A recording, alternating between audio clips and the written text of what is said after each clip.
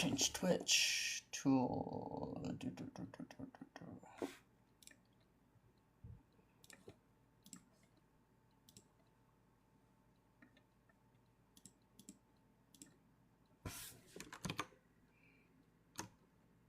start streaming.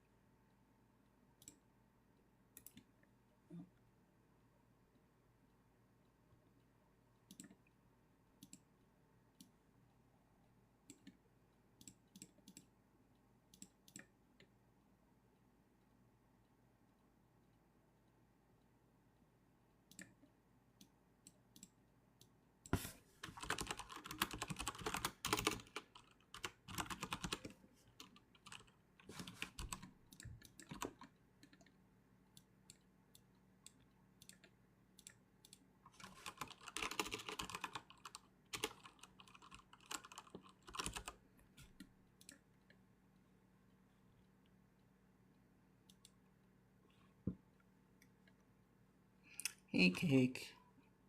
How you doing? Does it sound fine on Twitch? Twitch.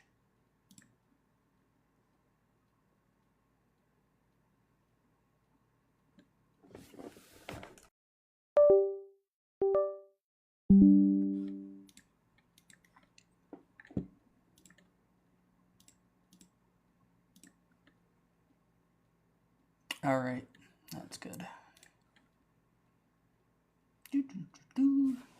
Stoat mentioned. I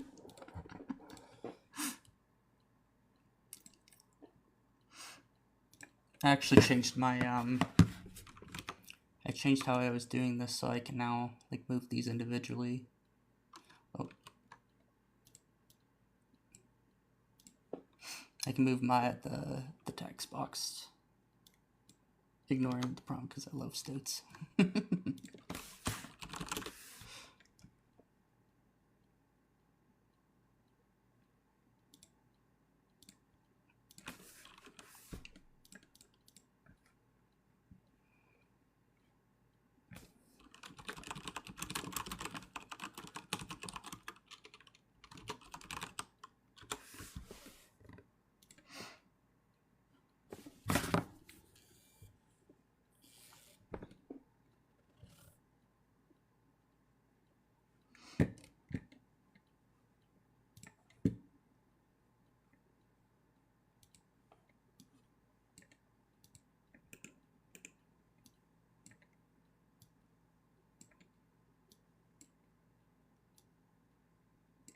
In case I need it later.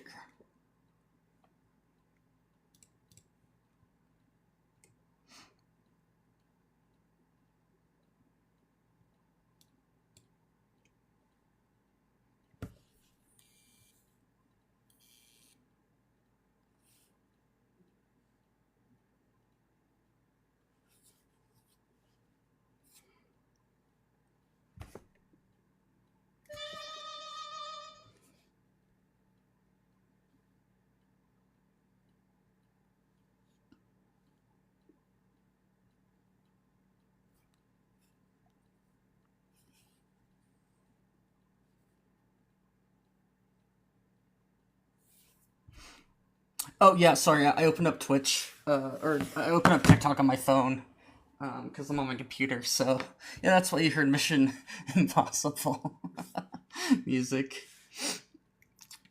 and I had to turn down the music because we don't want to get banished off the shadow or banished to the shadow realm of copyright.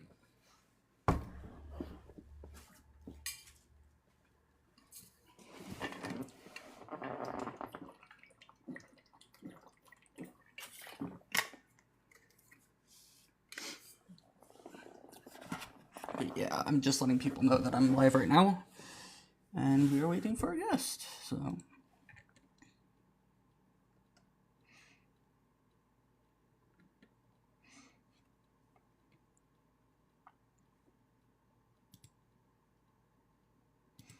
Oh, I'm doing pretty good. How about yourself?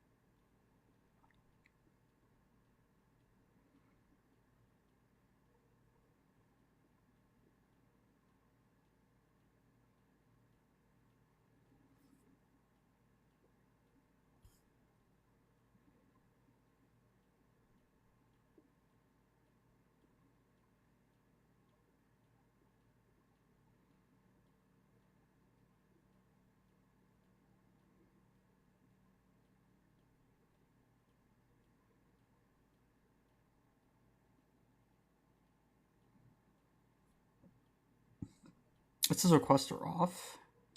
Um, Let me check.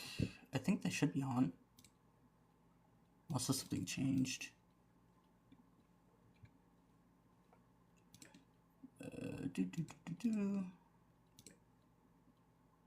It says it should be allowed. Let me. It is allowed. Let me just invite you then. You can come up to Lisi. Is it Lisa or Lisi? Which one is it?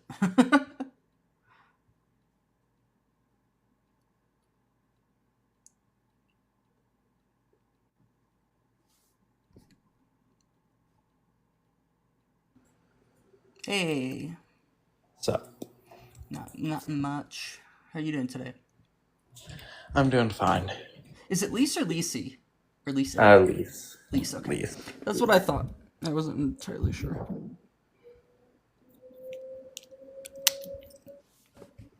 Am I going crazy?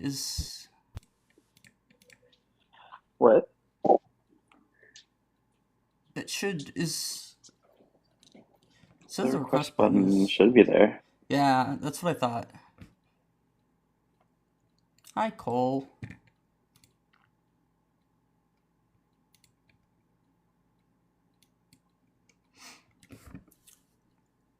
Yeah, I was gonna go like half an hour earlier, but then I decided to mess around so that I can move, like, I can move things individually now. Um, so I had to redo my entire thing basically. So that took like half an hour. I'm like, oh, why did I do this?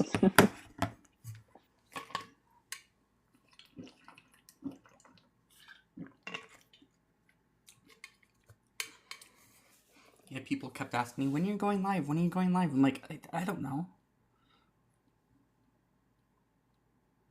Oh, I'm glad to hear that you let them go though. The babies don't, because they are wild animals. You should be.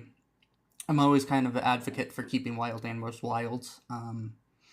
Generally, too, if you find a baby animal, you should try to find a wildlife rehabilitator who actually knows what they're doing, because they're going to be able to give it the best care, and they're usually not too far away. So.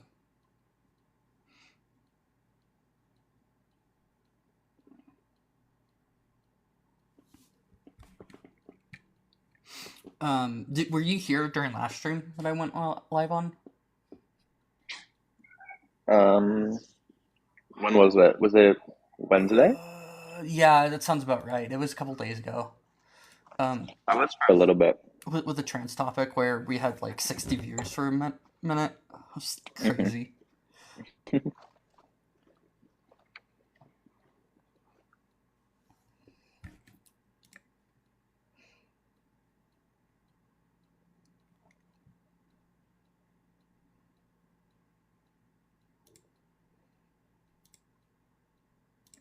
Have I actually made you?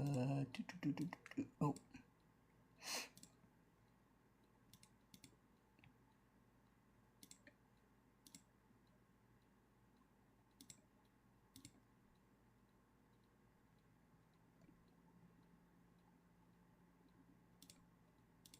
I gave you mod perms just in case you see anything that nothing. Just generally, I think everything is fine as long as somebody's not saying something like too bigoted in the comments.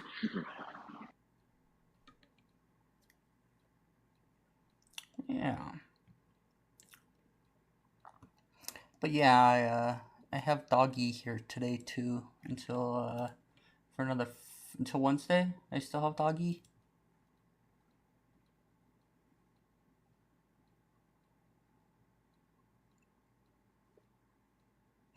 What if the Stoats are gods? They are gods, clearly.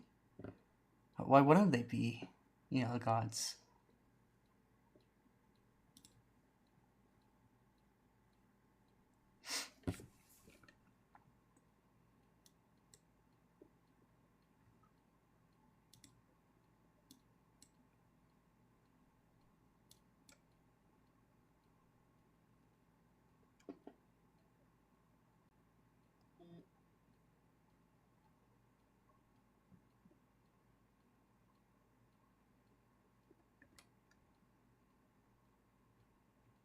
Mongooses are, they're sort of related. They're on the feline. So you have carnivores and underneath carnivores you have two main branches. You have the caniforms and the feliforms. The mongoose end up on the caniform, so they're more cat-like, while weasels and the general mustelid group is on the caniform, so they're more closely related to dogs. It's one of these. Oh, it's not that one. Not that one. I had it for a second. At one point, I had an image up of it, but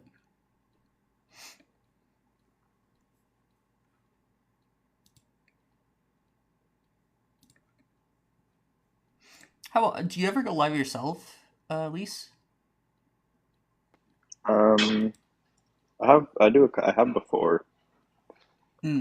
What are you just normally on your phone when you do it, or do you use a live studio? No, just on my phone. Ah.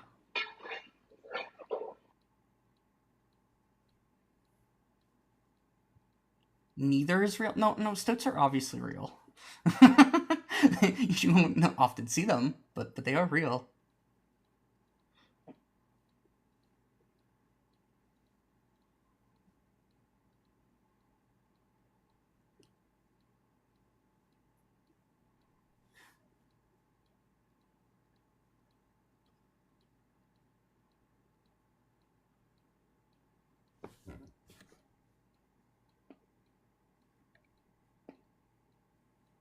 Oh, okay, we finally have a request.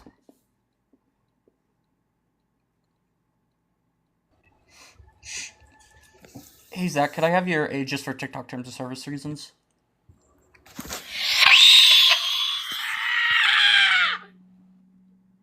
Yep. Great job, people. Great job. You shall know them by their fruits.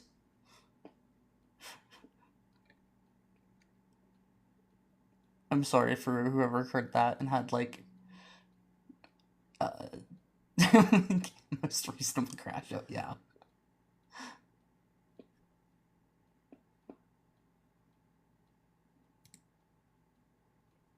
I would have screeched back. Yeah, I should have screeched back, but I'm too. I don't want to be mean to people.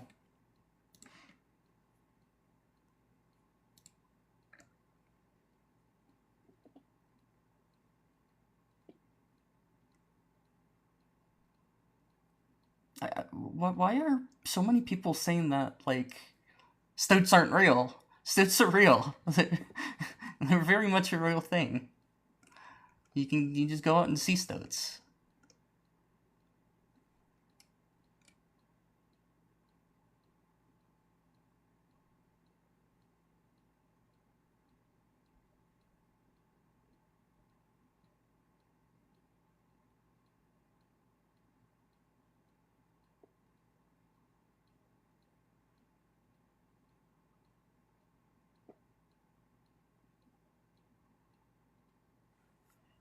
Why do we have 43 people but no requests?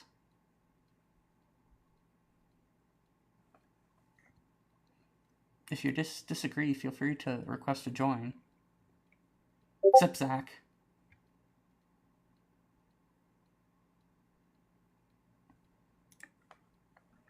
What was that?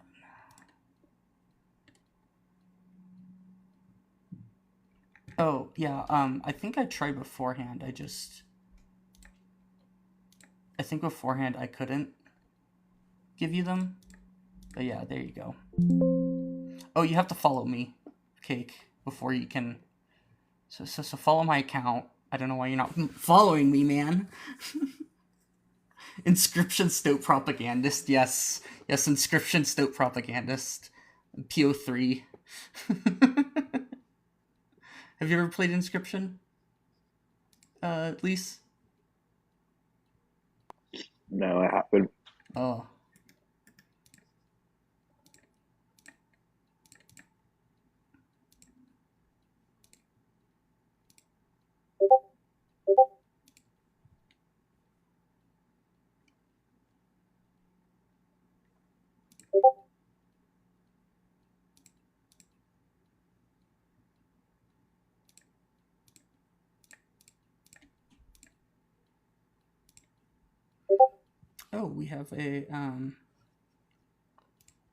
we have another guest, or guest. Hopefully they don't scream this time.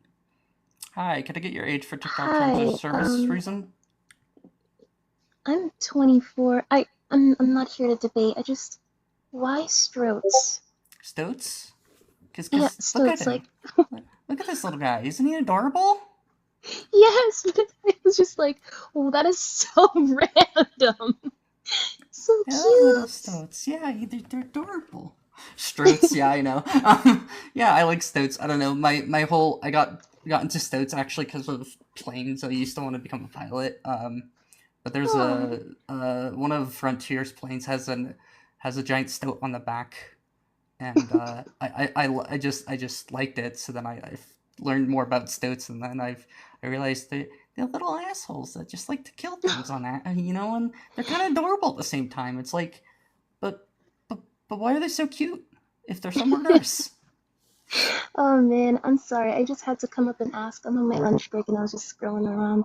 This Oh, is it's all so good. cute. Yeah. I'm gonna try to stick by and hear what has to be said. But yeah, Stoots are real. God isn't. Yeah. See you soon. All right. Well, thanks for coming up. Of course.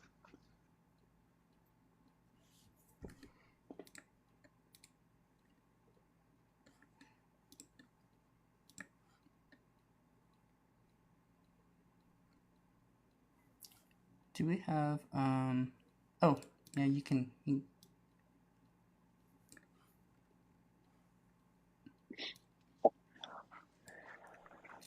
I'm gonna drop, but then I'm gonna join my computer because I like my computer a bit better. Okay. Yeah. Hi. Can I get your age Oh, for terms of, or the TikTok terms of service reasons? yeah, I'm 19. So do you believe that there is God? Is in like a mind that created the universe? I actually don't believe God exists. Oh, Yeah, I'm just curious on, I guess, the proposition that God isn't real. yeah. So Like, there's different ways that you can like come to that conclusion. Essentially, you could use an evidentiary. Like I have evidentiary reasons. So like evidence that supports there not being a God, or that is more expected if there wasn't a God. There are logical arguments and moral arguments for why like an idea. The logical one is just for mind that created the universe. You run into issues with time. You run into issues with logic. Of like these things being both inside and outside of like yeah. logic So, and time. yeah, okay. Yeah, But with yeah, me, yeah, I get you. So with me, as when it comes to like God as in the mind that created the universe, I never took a stance on like they don't exist, but rather like I took it that like I don't have reasoning to suggest they exist yeah. So because I you would can't. be like a Yeah, negative atheist. So yeah, there's I'd say negative that. and positive. So there's positive like me who generally think that like a mind can't exist. But the negative Yeah, ones, they're just more agnostic than anything. And that's a completely valid position too. I think that they're good reasons to think both. But I think generally yeah, speaking, like the neutral position would be like negative agnosticism or just agnosticism. So yeah. Because I never took I never really understood a way in which we can prove the non-existence of an entity apparently beyond space and time. So I just always just stayed agnostic and just said like, okay, well, I have no reason to believe it since there's no epistemic justification for them existing. So I guess I'm very curious, like, what's like your evidence that they do not exist, or it's unlikely that they exist? so like if you want like an evidentiary reason, it's probably gonna be like something like the evidentiary problem of evil. It's a little bit different than like the problem of evil, where it's just we have evidence, that there's widespread evil, unnecessary suffering happening, and it's just like less expected under if there was like an all good, all powerful God. Yeah. Well, I'm not really concerned about things like problem of evil or like any gods who are supposed to be all good like that. I'm more so curious on like, do you have like evidence that like a transcendental entity does not exist. Something like that. Um. So if you're gonna say like the like a transcendental mind that created the universe, I'd probably go with Yeah. something like a logical argument where, um, Okay.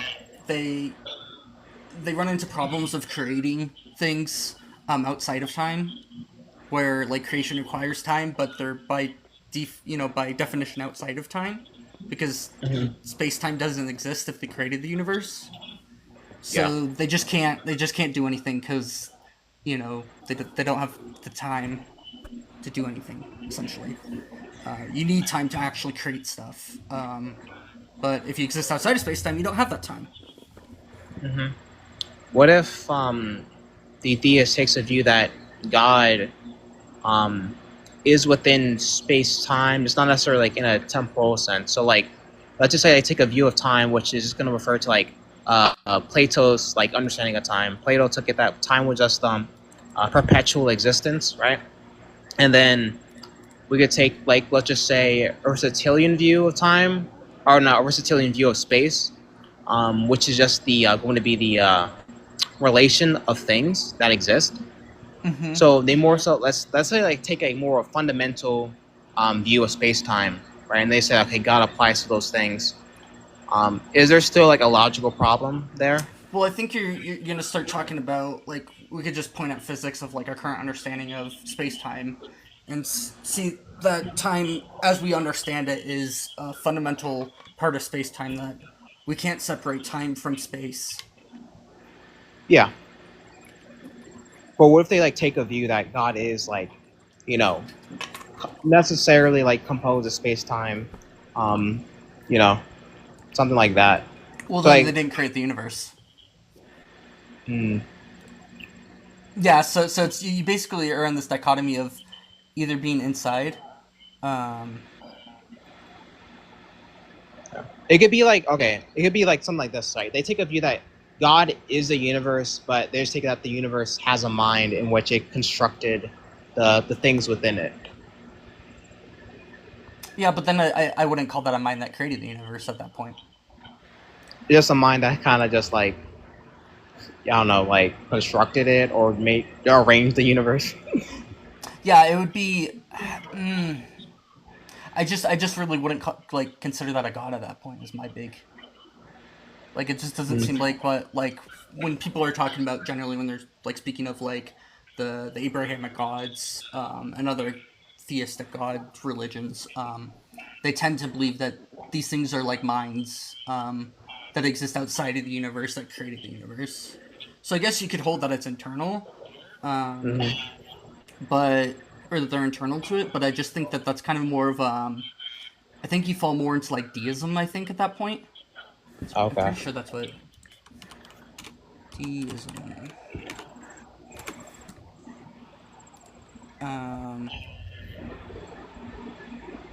Oh no, that's a little bit different. But like it would be almost like a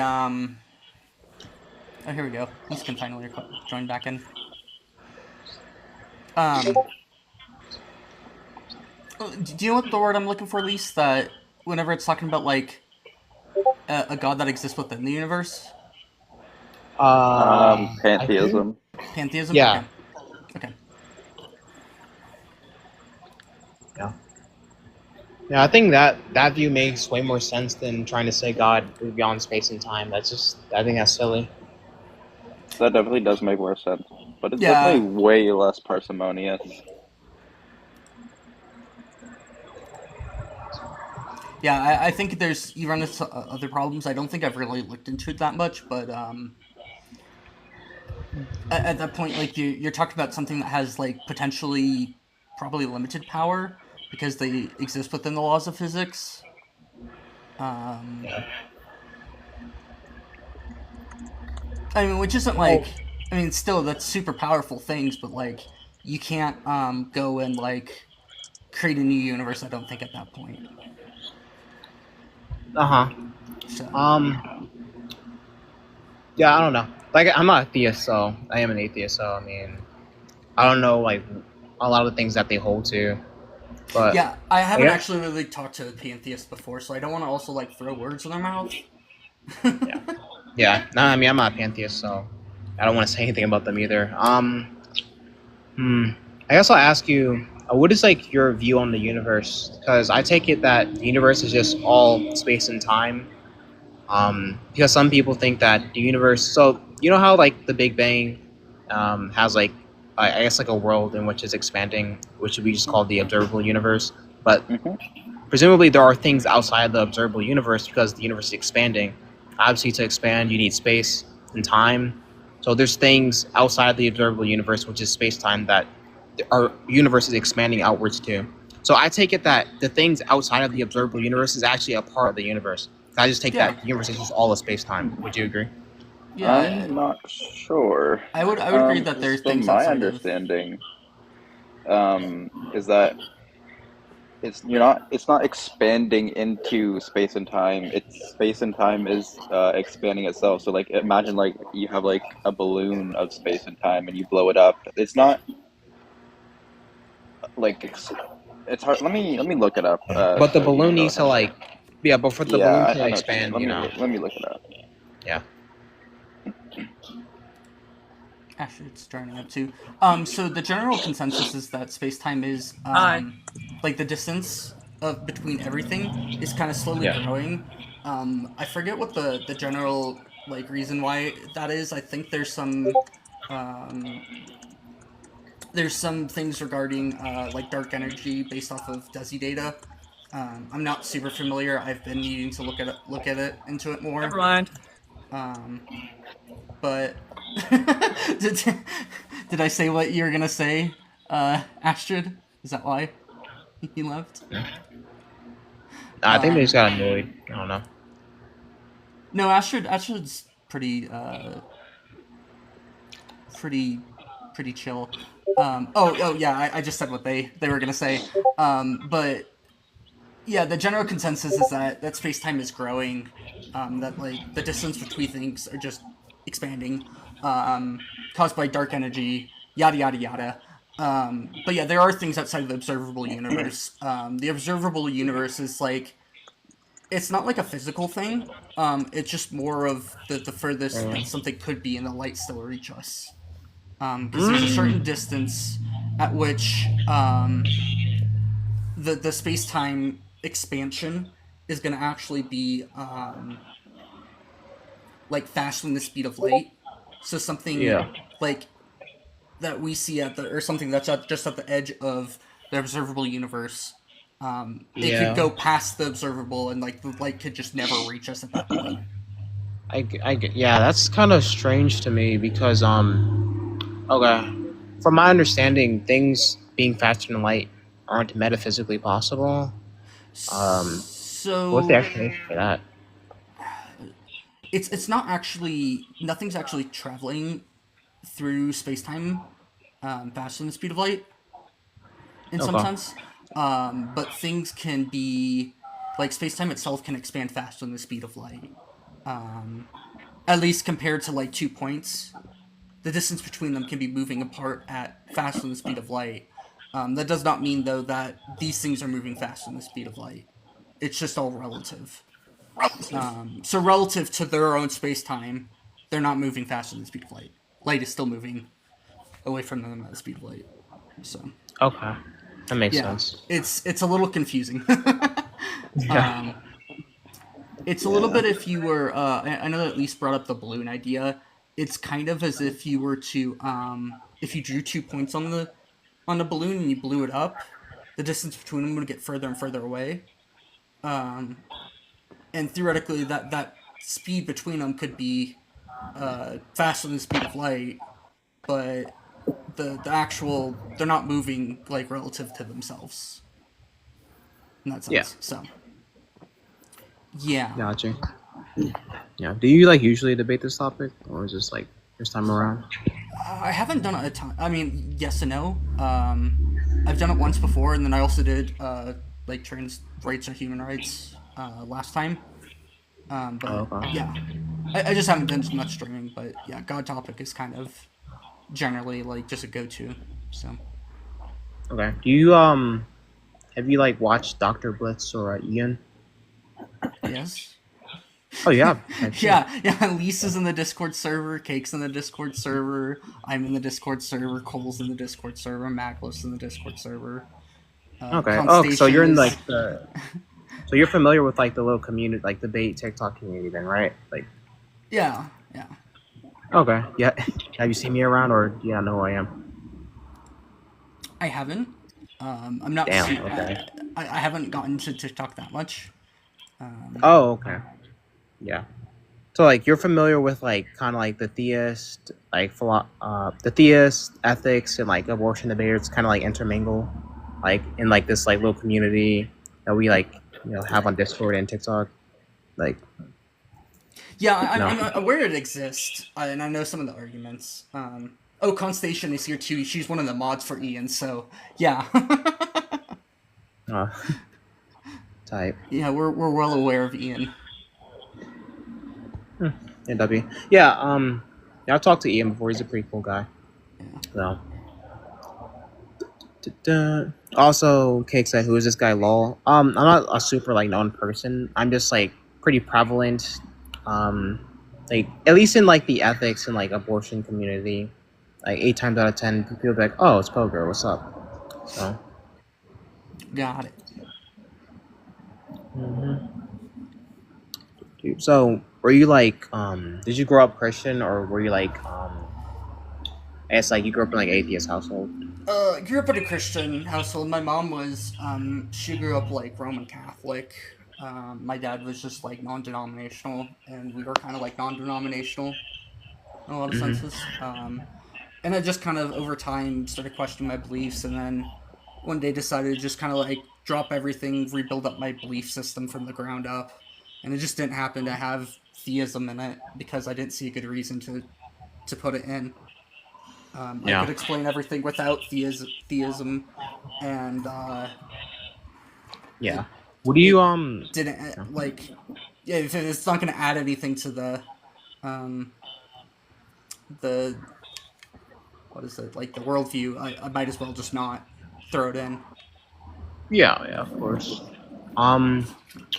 What is your like? What do you think the universe is like, or rather, what's the explanation? Do you think it's like a brute fact? Do you think it's eternal? Do you think it came from nothing? Not coming from nothing. That's a really terrible idea. I hate that. I hate that so much. The like creation or like ex nihilo, like creation essentially, or just like things coming from nothing. I don't see how that's a view that anybody holds.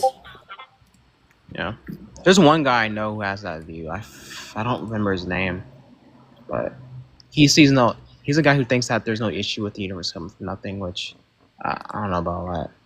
But do you think it's eternal? I don't see any reason why not to think that it's eternal, but there could be like I don't think that it's Do you have like a response to infinite regression? You could probably just hold that So good. you could just hold to like B theory of time. Hang on one second. I'm getting somebody. There we go. Somebody's asking for a link. Discord's going bye-bye now, though, because it keeps pinging. Infinite regression. In regards to infinite regression, I would just hold to B theory time. Which one is that again? Isn't like the past, present, and future all the same? Yeah, they're all equally real. I don't know. I never really found it intuitive because just going off of like how I experience time is pretty like distinct. That like okay, I did this in the past. I'm right in the present, and then I guess I wouldn't say the future necessarily exists until it actualizes, but I always look at that it's a step-by-step process, not really the kind of thing that's all happening at once. I haven't heard a good response from a theorist explaining time dilation. Yeah, you start running into issues whenever you try to like describe like you can't have it like a relative or like an absolute time frame under like a theory of time, and it becomes really complicated really fast when you look into like general relativity and special relativity about like what time is, and it just makes a lot more sense to hold to B theory of time because it simplifies it all super well, or simplifies it a lot more. I would say. Hmm.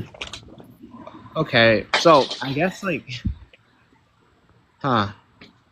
I don't know. So if I like do like, if there's infinite time or eternal past, there won't be an issue with like an idea such as like, okay, there's 2010, but we'll never reach like 2020 because there should be like infinite time between like 2010 and 2020. How No, would B because like, theory? Yeah. well, even on A theory, would be fine because if there was an infinite amount of events that have taken place, that would just mean that there was an infinite amount of time. And if you need like, if you say there's like you need an infinite amount of time to get from point one to point two, well, we've had an infinite amount of time. Oh, the fuck? I had an epiphany. Wait a minute, huh? You might be cooking. Wait.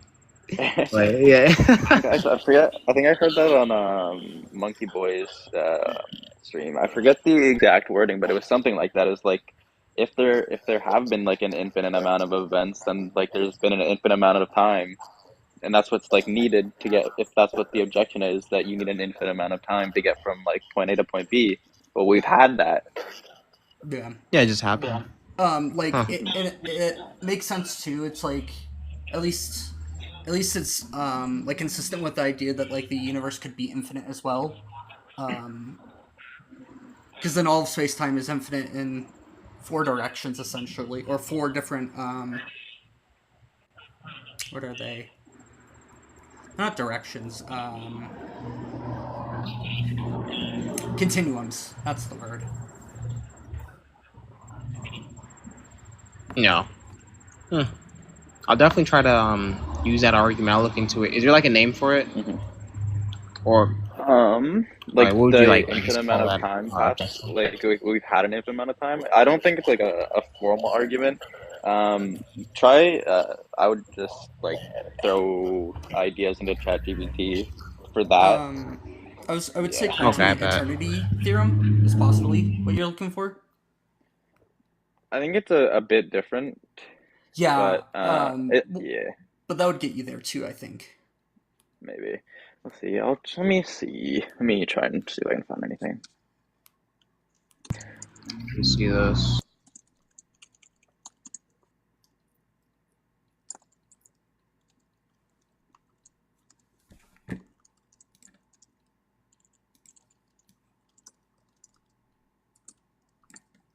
I'd usually just say like the universe is like a brute fact. There'd be like nothing wrong with that. Mhm. But I can have I guess like another idea. Just like infinite time. It's fine.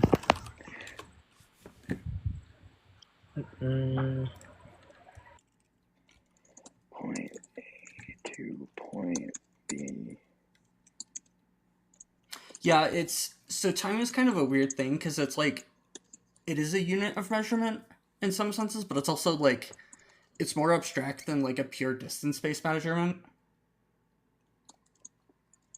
Yeah, that's what I was thinking. It's probably not just distance measurement, right? Because wouldn't you say like if something is like stagnant or like never moves, but it just exists, like that time is like still passing, right? Yeah, it's still Even though there's passing, no. but it just kind of becomes we had to talk about this the other time. Time just kind of becomes irrelevant in some senses. If like everything's completely still, time just becomes something that's just it doesn't matter anymore. Yeah, that's why like the Plato's like view of time where it's more fundamental. It's just like the perpetual existence of things. Yeah. It's pretty weird. Yeah, I need to actually look into what like actual philosophers have said regarding the topic. I haven't done a lot of research on like philosophy in terms of what philosophers say.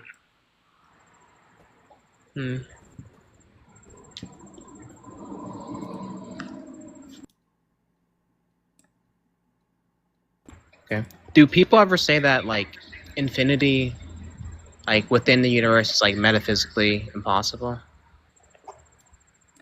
Say what?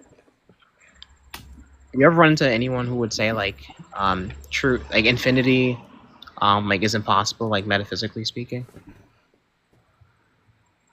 I don't think so. I haven't ever heard of a reason why like infinity, like actual infinities maybe, but like infinity, like like a sense of the universe being infinite. I don't think so. Hmm. Because I I mean, was even like a asking. theist would say that like they holds that God has like essentially infinite knowledge. Well, I don't know. Theists usually just like contradict themselves. Oh, they're kind of dumb, respectfully. Well, yeah, I agree with that. No, I'm kidding. Like I don't know. They'd be like the universe. You can't be eternal because if there's an infinite past, you can't get to the present. That therefore, like God's like the non uncaused cause. Then it's like, okay, wait, hold on. Is God infinite or did God exist like infinitely? Yeah. It's like, okay, then how did okay? Then it's like, okay, wait, if Yeah, there was an infinite past before God made the universe, then how do you explain that? Oh, well, God is beyond space time. It's like, okay, but he's still space and time are still applicable to this entity. That's just like from the Plato's like view of time, which is just perpetual existence. Obviously, they think God exists, then time would be applicable. So they're confused. yeah. I think it depends on who you're talking to. Some of them just haven't really thought through their worldview that much. Like they haven't just looked into like philosophy ideas that much. But yeah. Yeah. Have anything else? Or Oh, I mean, not at the moment. No, I'm just talking about shit. alrighty. Let's see. Do we have Yep, anybody yep. else actually requesting right now, or is it? No, not really. Sedge.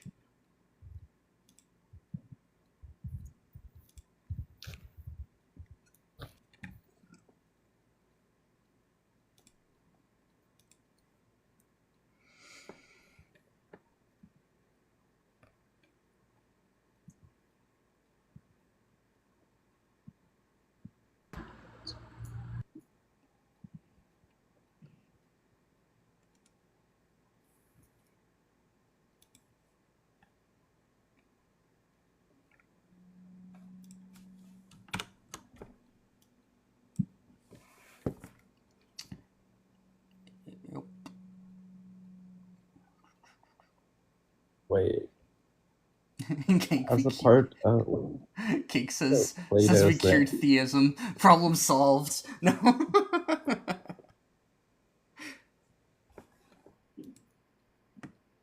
he said, I'm reading Plato's thing, and it says Plato describes a divine craftsman, the demigorg, I think that's how you say, it, who creates the cosmos by imitating the eternal forms. As part of this creation, the demigorg also creates time. How does the demigorg create time if time isn't there? Are you talking about like the demiurge? Oh, yeah, I can't. Yeah, let me see. Plato does not think time is an independent substance. Time is not eternal or self-existence. It is dependent on the cosmos and measured by times. It is an image, a lower reality, not the truth. Temporal anti-realist, yeah. So, I mean, like, that's just incompatible with relativity. So, if, like, a theist wants to use, like, Plato's time, then all the predictions made by relativity and all that is just like against their worldview. Yeah. Yeah. That's kind of the problem if you don't think about it too much. Oh my goodness, I have 3 viewers on Twitch. This is wild. Usually it's just 1 or 2.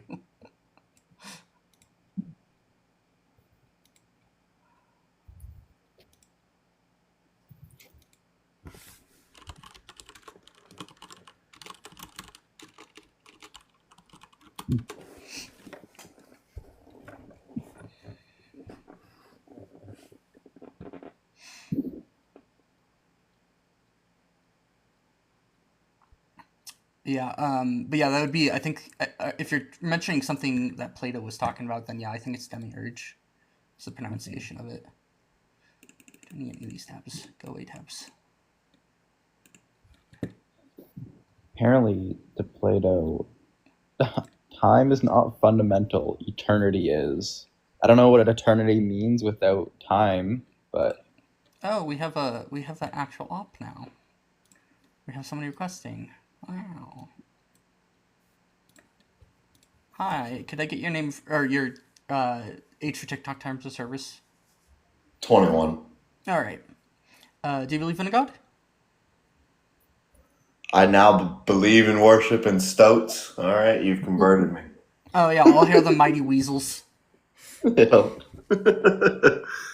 No, I just came up here. I thought the prompt was very funny. To like word it that way is very funny to me. Oh, not that one. Is it this? Nope, not that one. Is it this one? No, not that. Which image is it? You can do that.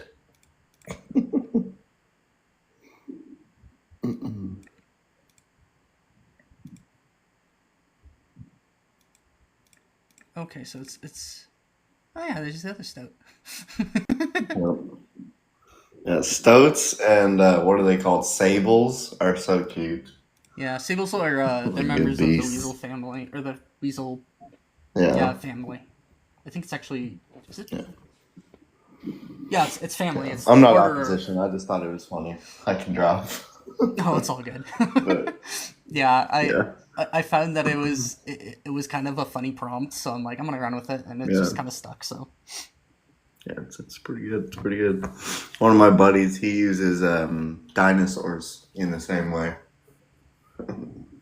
Because we have, like, his favorite one to use is a Microraptor because he's like obsessed with those things.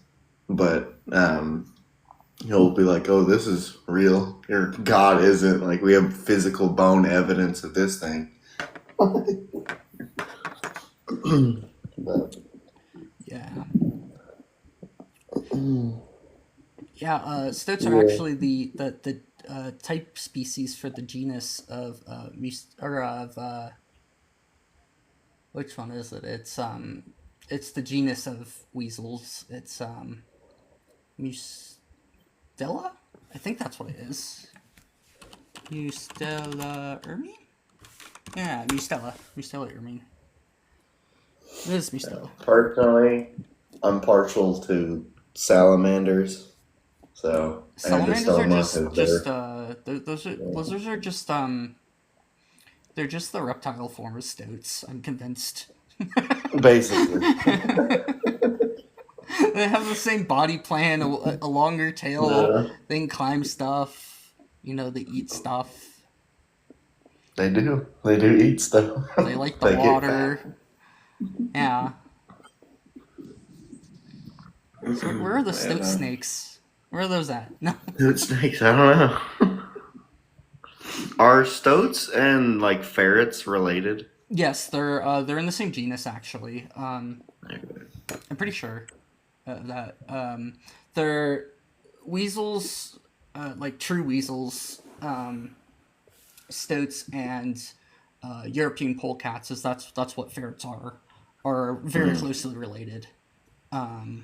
They're like sables, fishers, martens, wolverines, otters. I'm probably forgetting a bunch still. Yeah. Those are all a little bit, you know, they're less so related, but they're all still within the Mustelid family. Yeah. My, like, the easy part about, like, super obsessing over salamanders specifically is they're all very closely related because the only reason half of them exist is because we took one and put it somewhere it wasn't supposed to be. Yeah. And it adapted quickly. But the adaptation doesn't exist. No. Nope. That's salamanders specifically. When I debate lives, I like to use like evolution and whatnot for stuff like that. And salamanders can evolve in front of your eyes, and so it's real hard to deny evolution when you watch it happen. Yeah, Because most of the time it takes place over thousands of years, but a single family of salamanders can go from, oh, we came from cold area, now we're in hot area, we changed colors and readapted to live only in water. yeah, a lot of those are. Oh, sorry. Are you requesting up, Astrid? Because if you are, I just didn't see that you did, Astrid. Oh yeah, they did. I'm sorry, Astrid. Okay, there we go. Hi. My wife actually studied salamanders. Have you heard of unisexual salamander complexes? Yes. My wife did salamanders a confirmed? field study No. of those in Ontario. Yeah, I'm a huge fan of salamanders. I love them. Lesbian salamanders based? Yeah. They're basically this one species of salamander that steals DNA from like the 4 others in the area, and they can like mix and match it and have Hell children that yeah. have traits. Hell yeah. I think salamanders are cool because they're very like resilient. Yeah. Like the tiger salamander specifically is the result of us taking what was the salamander it started as? It was a Mexican like newt that we took over to America, and because of it was much hotter over here, it adapted to be much darker, fatter, and more wet. Really? Cool. Yeah. I used to have an axolotl actually. Mm-hmm. His name was Keep. Apparently, you can give them hormones and make them metamorphosize apparently, and they look exactly like tiger salamanders. Mm-hmm. Axolotls are weird because they can just regrow limbs. Yeah. Axolotls are adorable. They are. Salamanders have that like ability. Axolotls, it's more because they have way more stem cells than any other animal. But a lot of salamanders have that ability. If you ever wanted to know if a person has an axolotl or a salamander, newt, whatever word you want to use for it, you count the toes. Salamanders will never have more than 5. Axolotls have 5. I see. On their front paws. On their back paws, they can have a lot. Cool. Okay, that's all I wanted to say. I'm driving right now, actually. So, well, I'm parked. How but, dare like, you? bye. Oh, okay. Well, that's against TOS. No, I'm parked. Okay, Okay, bye. Mm-hmm. Somebody said you have opposition. Yeah, Cake, wanna back up that claim? You have friends over on you have friends over on Twitch if you want to say hi, Cake.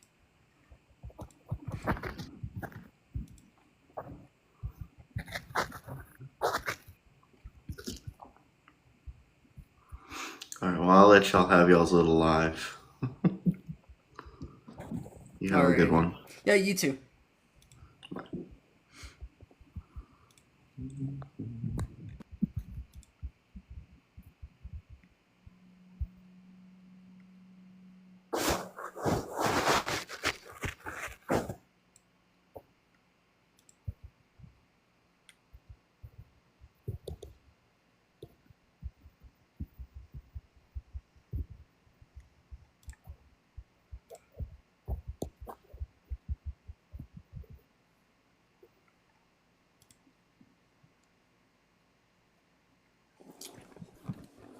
Do we have any ops? I don't think we do. With the trans debate, there was never any issue getting people up because it was like we kicked the hornet's nest with that one.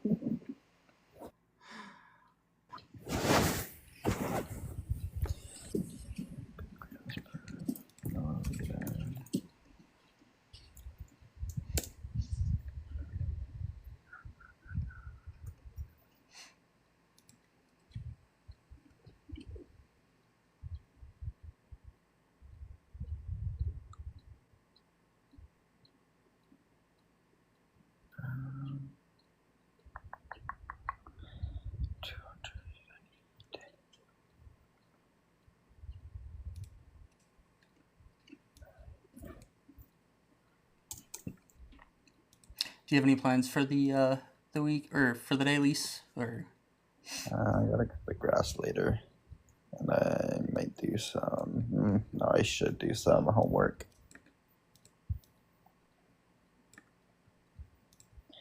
How about you? not really anything.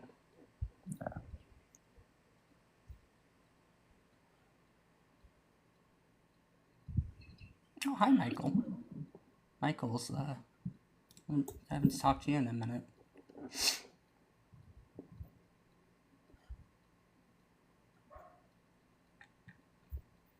Thomas.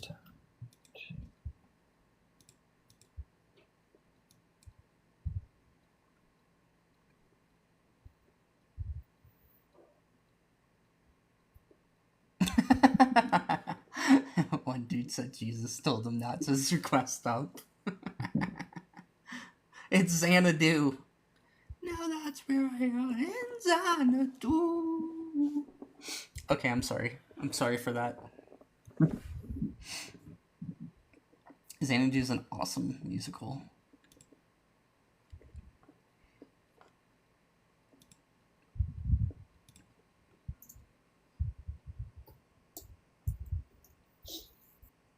So wait, are you on your desktop or are you on your computer? I'm on my phone. It wasn't letting me like request when I was on my laptop, which is weird. Oh, okay. I was about to say I don't think you can request on laptop. Yeah, that's annoying. So I want to use my. Maybe I have. Let me see if I have a dongle, because I have a headphones that I like to use, but they can't connect to my phone. Ah. Yeah, no, I know what Xanadu is. My sister or our high school did Xanadu at a pretty high level. We went to like international ThesCon or thespian convention for high schools, and I think we got second place or something. I wasn't. My sister was in the cast who actually did it. Sorry. Yeah. No. This dongle won't even connect to my phone that I have anyway. 1 second. Rip. You cry.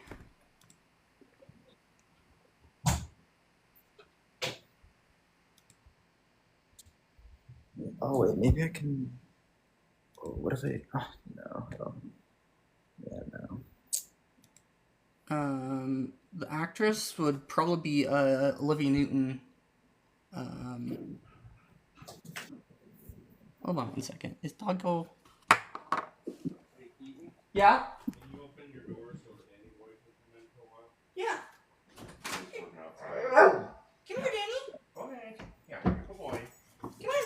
Come on. Danny, come here. I think if you just leave it open. Oh, okay.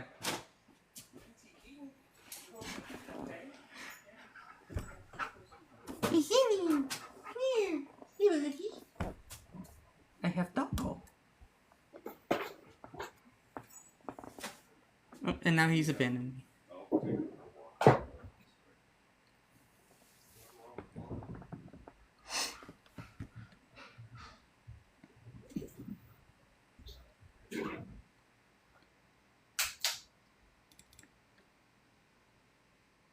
But I don't know who the singer you're speaking about when it comes to Xanadu.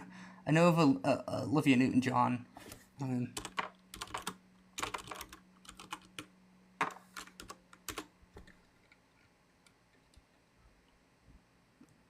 Oh, she was a singer too. Okay, yeah, I knew of Olivia Newton-John. The '80s movie of it is so '80s.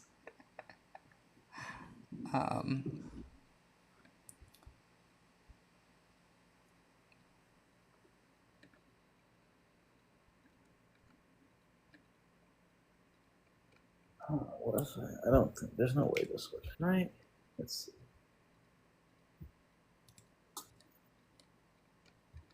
Yeah, no. Still trying to figure out if you can Yeah.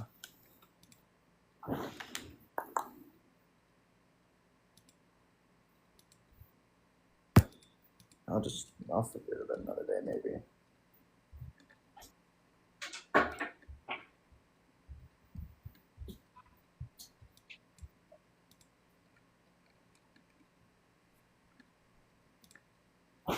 I'm gonna have a Xanadu song stuck in my head for the rest of the day.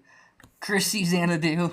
Why do you have to bring that musical back into my head?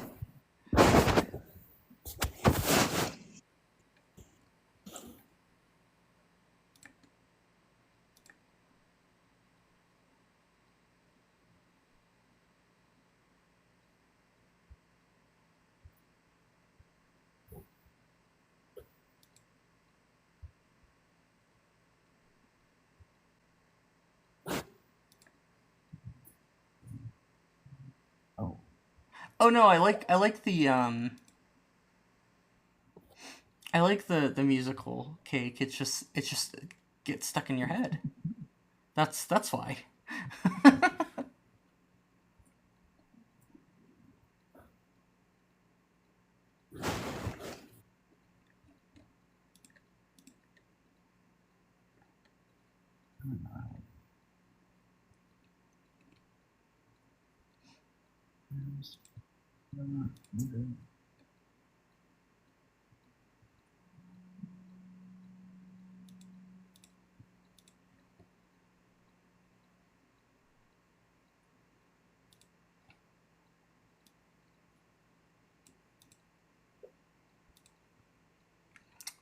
Maybe a reset might help.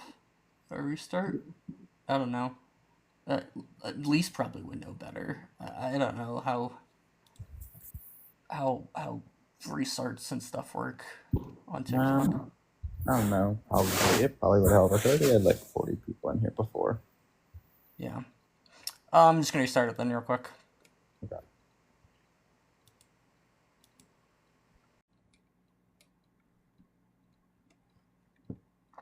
Twitch is based, and they get to just hang out for without having to worry about going anywhere.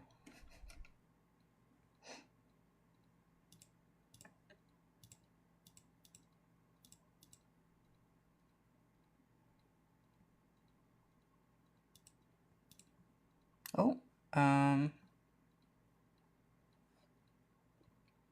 hey, can you guys hear me still?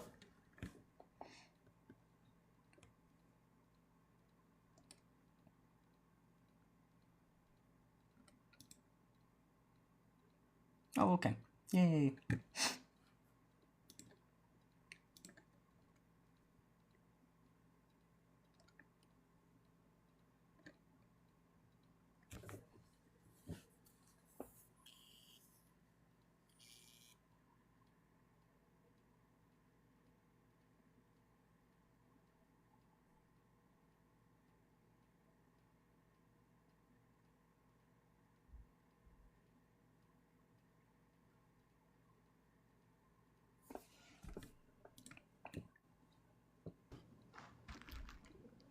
Welcome back.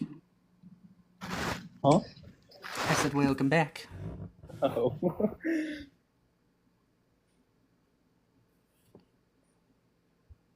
I thought you like spoke to me in another language. I don't know. Maybe it was the joining process. It cut it off. Ooh, kabuki. No.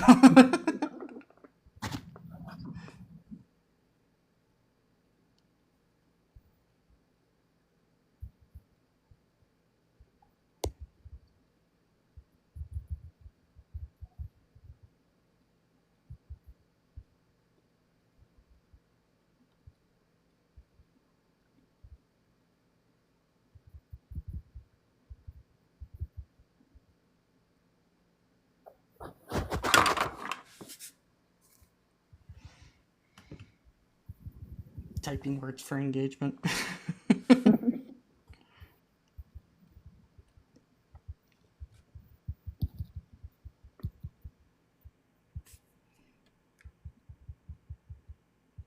When did TikTok change the like thing so that there's like a bunch of emojis now?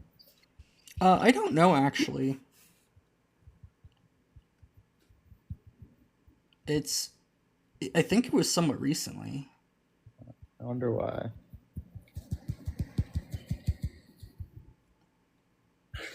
Big words, says Cake.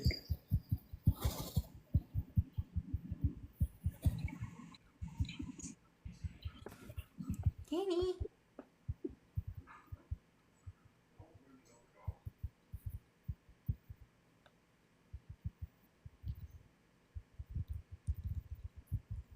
big speaky freaking words, bro. I'm saying lots of things. I'm talking about stuff, man. Stuff, man.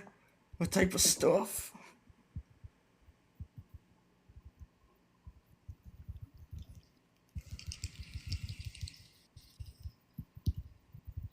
I can spell a 45-letter word, actually. Is there even a 45-letter word in the English Oh, hey, language? Crimson. Welcome back. You feeling better than the other day? Oh, no, he left. Sads. We had a good conversation with Crimson the other day. Best argument. What's your opinion on the best argument for that a god doesn't exist? I think mine would probably just be like there's some just incongruence with the idea that God can create and is outside of time.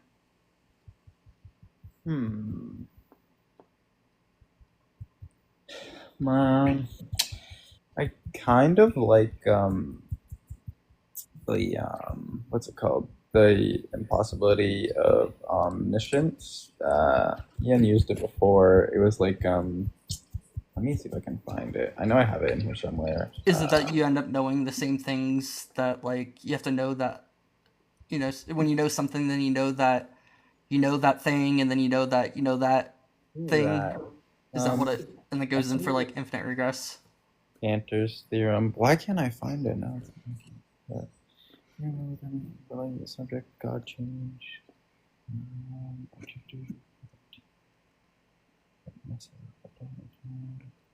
Oh, there it is.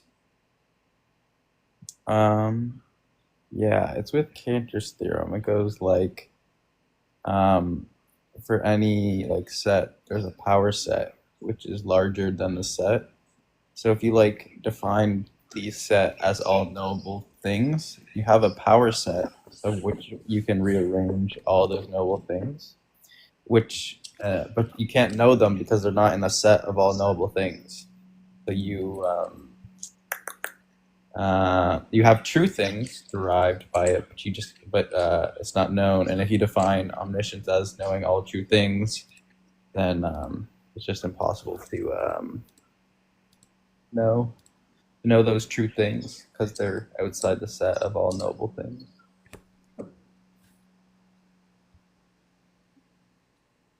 Let me see if I can dumb down the language here. But that, I don't know if I... Here, let me see if I can. I sent you an invite, Heritage. I don't know if you can see that.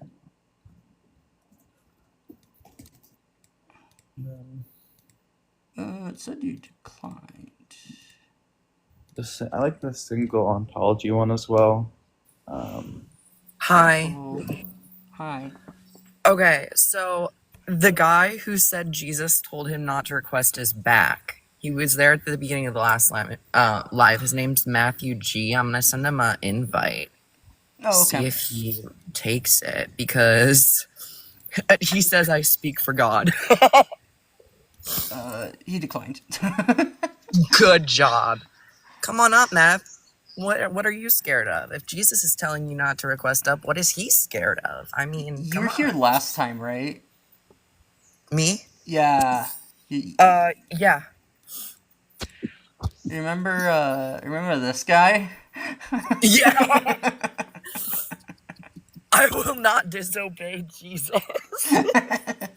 He must be terrified of us then. This is God speaking. This is your invite to speak the truth. Yeah, I was going to ask, too, if there are people like that, I can also mute them and say if you want to talk about it, like, you have to request. But that's your call on how you want your lives modded. Generally, just... I think the trans one I was fine with a little bit more moderation just because... just because of... It was just a lot more bigotry involved. Yeah. But generally, just I think it's fine if we let people generally say things as long as it's not bigoted. All right, got it. That's all I wanted to say. I trust your judgment too. Okay, He hasn't said anything wild or anything. Well, he's also a flat earther, so that obviously was wild, but like not like anything wild, like hateful, anything like that. So I've just been letting him yap for the most part. But that was pretty much it. I'm gonna hop back down. Okay. Boy.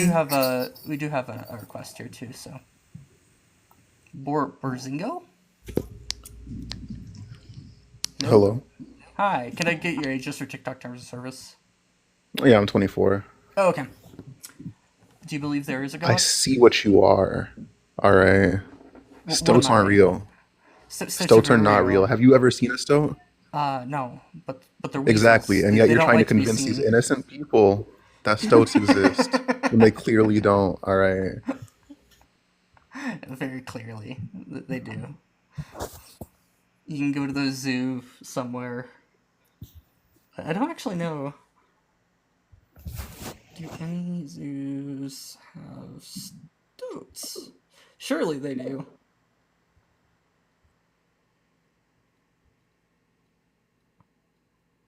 Yeah,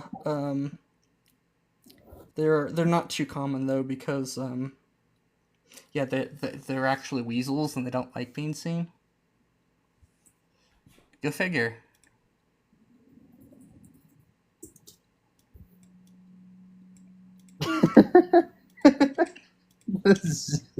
The zoo, yeah, sure, you liberal. The zoo.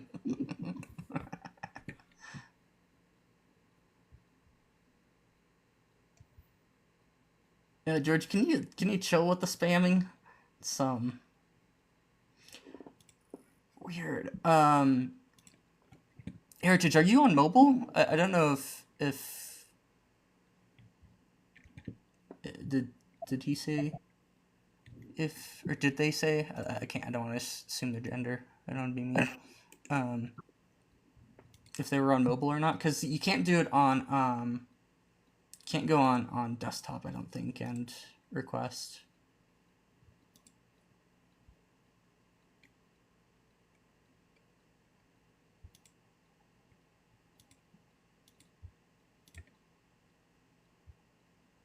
Okay, I think maybe about the argument, I asked ChatGPT for an analogy.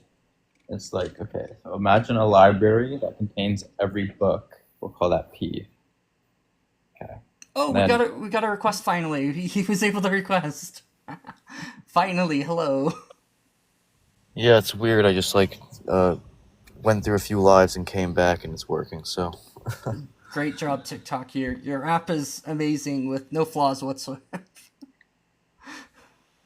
Thank you, China. China. Yeah, sorry. Can I get your age just for TikTok terms of service? Yeah, 27. Oh, okay. Do you believe there is a God?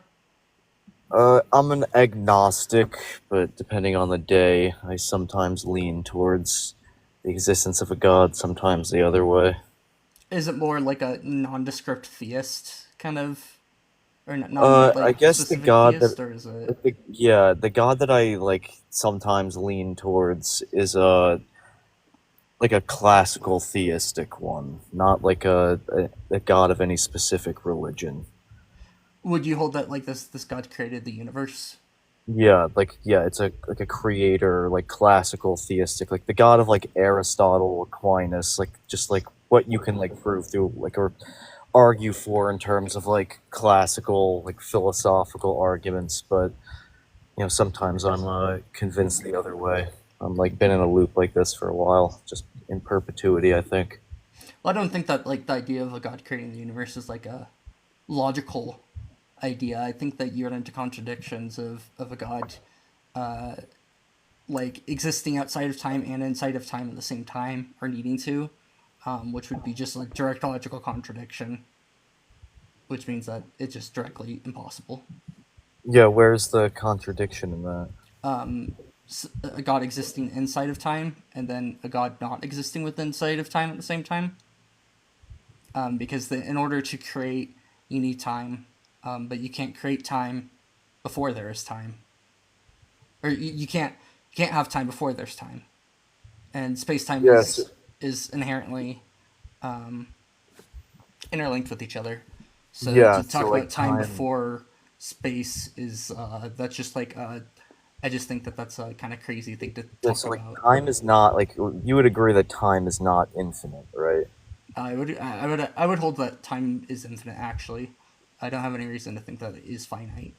Because it's a logical contradiction. Because infinite means never ending, or never like a if time goes infinitely back into the past, that means we surpassed an infinite, meaning never ending amount of time to get to the present. So that just necessarily means that an infinite regress of time is not possible, and that time actually started at a given point. Like you Well, cannot have an infinite series of cause and effect going into the past. It's logically impossible. so I would generally hold to B theory of time, where all moments in time are equally real. That's it's there's good funding or good reasons to think that this is the case based off of physics, and that when all moments of time are equally real, you no longer have to worry about an infinities, because an infinity of time just becomes like an infinity of space. Yeah, what do you mean by equally real? So like So is time, the how future? we Sorry, go like on. the future already, like I would hold that the future already technically like exists, that it's real, In what but that sense? our minds are that time effectively becomes like an illusion for us,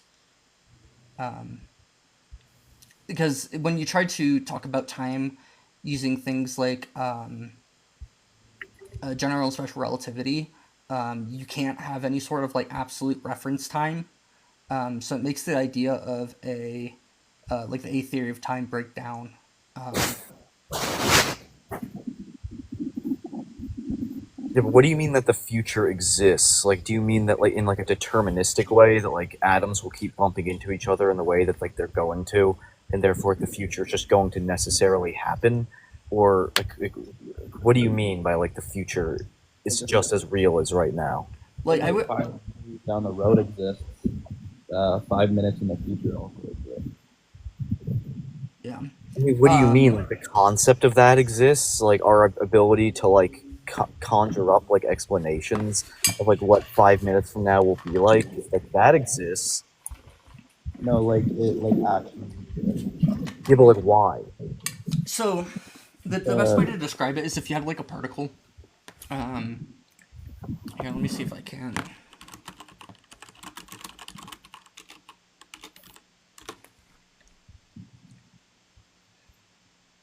So, you know how do you understand the concept of space time at all?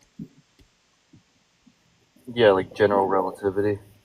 Yeah, so the idea that space and time are like intertwined with each other, that you can't really separate them. Um, so our subjective experience of time, like changing, is is just an illusion due to our consciousness. But in the So before humans existed, things didn't precede other things.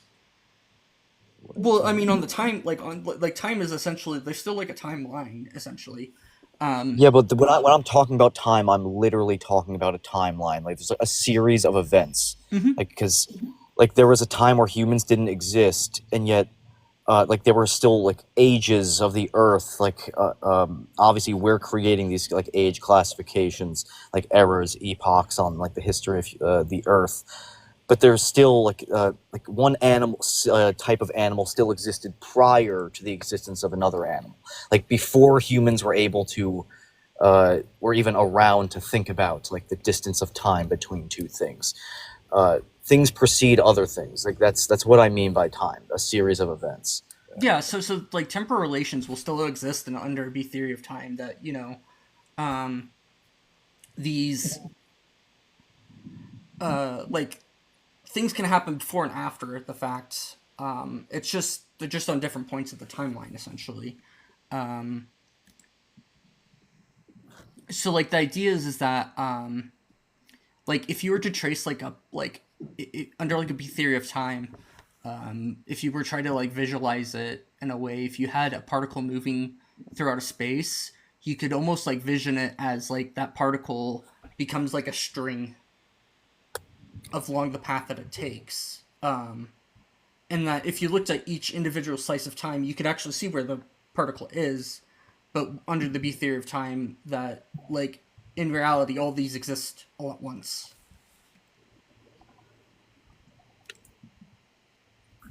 Yeah, so it seems like a very theoretical way to like claim that like what is intuitively true is not true. So like while these like cosmological theories of time like could end up being right, it's just, I mean, the history of these models, it's just we're in the infancy of like these sciences. I don't think it. I don't. Yeah, we are literally toes deep in like understanding the beginnings of the universe. I think we have a very good understanding of space-time, and space-time is is currently our best understanding of space-time. So I don't see, you would have to give like a theory that's actually has good evidence supporting it for anybody to really take the idea that we shouldn't hold to a B theory of time seriously. Yeah, so we should like throw away like we should throw away like the law of cause and effect. Well, the law of cause and effect still, is fine in a B theory. It's just that How? because But the cause and effect exists simultaneously or Mhm. at all times, right? Like temporal how's that? relationships still exist under B theory. Okay, so when does that stop? So like it's cause and effect, cause and effect, cause and effect, and like a very long loop stretching back into the past. When does that stop? Never. Never. Okay, well that's if you say never, then you get into the infinite regress problem. What's the okay? So you have what's the problem with the infinite regress? Yeah, where's the contradiction? Because an infinite regress necessarily means that there was a never-ending amount of time that passed to get to where we are now, and given that never-ending means never-ending, yeah, it's a logical contradiction. You cannot say we passed a never-ending amount of time. Like if you're to say we got to the present, that means you got to the end of that timeline between like the infinite past and right now. Like you're literally saying we got through an infinite, never-ending amount of time. How is that not a logical contradiction? So a logical contradiction is holding both P and not P at the same time. I'm If you're not saying we holding got, P. you're holding P. You're literally doing that when you say that we surpass a never-ending amount of time. Never-ending means you cannot surpass the amount of time, and yet you're saying we surpass that amount of time, right? I'm not saying that we can't suppress the amount of time, because under the B theory of time, isn't a problem. Yeah, but you're saying the series of cause and effect goes back infinitely. It means there's an infinite series of cause and effect. Yeah, that but means I'm not. that means never-ending. The fun Infinite part means is that never-ending. I'm not holding the negation of that true as well. So there is no contradiction. It seems like crazy, but there is no actual contradiction there. I mean, you're saying the past is infinite, but then you're saying the Uh-huh. present exists. Therefore, Yeah. you're saying we surpass an infinite amount of time. Infinite means never-ending. So you're saying we surpass an infinite or never-ending amount of time. That's a logical contradiction. If never-ending would mean we would never get net to here. No. No. How do you surpass infinity? How many years is infinity? Tell me that. It's never-ending, Infinity? right? Yeah. So in an infinite series of cause and effect, you have an infinite series of events. If each take like say 1 picosecond, infinity time, like any finite number would just give you infinity. So we would have an infinite time has passed. So I mean, like we have, if we need an infinite amount of time to get from like point B to point A, well, we've had an infinite amount of time pass. So it's like perfectly fine. No, you cannot have an infinite amount of time pass. That would mean you're saying a never-ending amount of time passed. So, like, imagine the present and then a timeline stretching back ad infinitum into the past. Like, you're saying we got through that entire never-ending stretch of the line going infinitely into the past. How would that be possible? Let me see if I can. It's never ending. I don't know how like I can like put this in more clear terms. Like it never ends. It goes back to infinity. Like I can only keep using these two words or these two phrases. How would we do that? So just like that space could be infinity, and that you exist somewhere along the line between negative infinity and positive infinity, we could exist on. We do that in 3 different spatial dimensions already. So what's adding another fourth a time continuum to it. Like there's actually no contradiction in it already. So No, you just keep saying that there's no contradiction, but while you're simultaneously saying that we surpass a never-ending amount of time, like what does the word never-ending mean to you? Like that it could possibly imply that it ended, because the present would be the end, right? From like the timeline of like the infinite past to the present, like the present would be the end of the timeline from the past. No, because the future is also goes into infinity, and you have no problem with that. Yeah, there's no end to the timeline. Like you can like arbitrarily like label. No, I don't think I'd necessarily think the future goes into infinity. Well, I mean, I'm like more agnostic on like the deep mysteries of the cosmos than you two super geniuses, it seems like. if say on any given day you're leaning to No one knows what like a trillion years from now could possibly even be like. There are only obscure like models. well, let's say one day you're leaning theistic. Let's say you're leaning to like the Christian God. Is there going to be like an infinite number of days God is going to exist in the future? What do you mean number of days? So like, I mean, the Christian God is claimed to be I've never leaned towards Christianity since I was a child, but the Christian God is claimed to be spaceless, timeless, and immaterial. So, yeah, just like I'm not sure like the cause, like intuitive, like causal, like laws that we have would necessarily that like apply to material and like energy and stuff like that would necessarily apply to that being, but I don't know. Like, if there is no future, like, I take like time to be the progression of states. If there's no future, then like that would mean God can't exist because there's no progression of existence for him to exist in. Yeah, that's why a lot of like even Christian and like theistic philosophers literally argue that God does not exist, because the word exist is typically used for things that like that can be like substantiated in our universe. Like God is not like, or like the alleged God that these people believe in is not like anything inside the universe. So like it's like by very stringent means that you'd be saying that like in the same way a baseball exists, that God exists. Like they mean two different things. Do you think that God can make contradictions real? No. I think if God exists, it would be perfectly logical. It would just be a part of his nature. Okay, so then God is bound by the laws of logic? Like No, he's classical? bound by his nature. Like logic is like when you talk about logic, you're talking about like the nature of God. Like God is not bound by logic. But in order for God to use logic, he has to presuppose logic, because otherwise he couldn't even speak about logic. No, it's not presupposing. It's like in the same way that goodness is like a part of God's nature. That's logic is also a part of God's nature. So like God just cannot be illogical. He would be acting outside of his nature. So like God cannot create a square circle. Like God cannot create what's like the shield and spear paradox thing, like a spear so powerful that it can pierce an unbreakable shield or something like that. Yeah, God can't do all that. Like because all powerful does not mean like breaking logic, because he would have to break his own nature.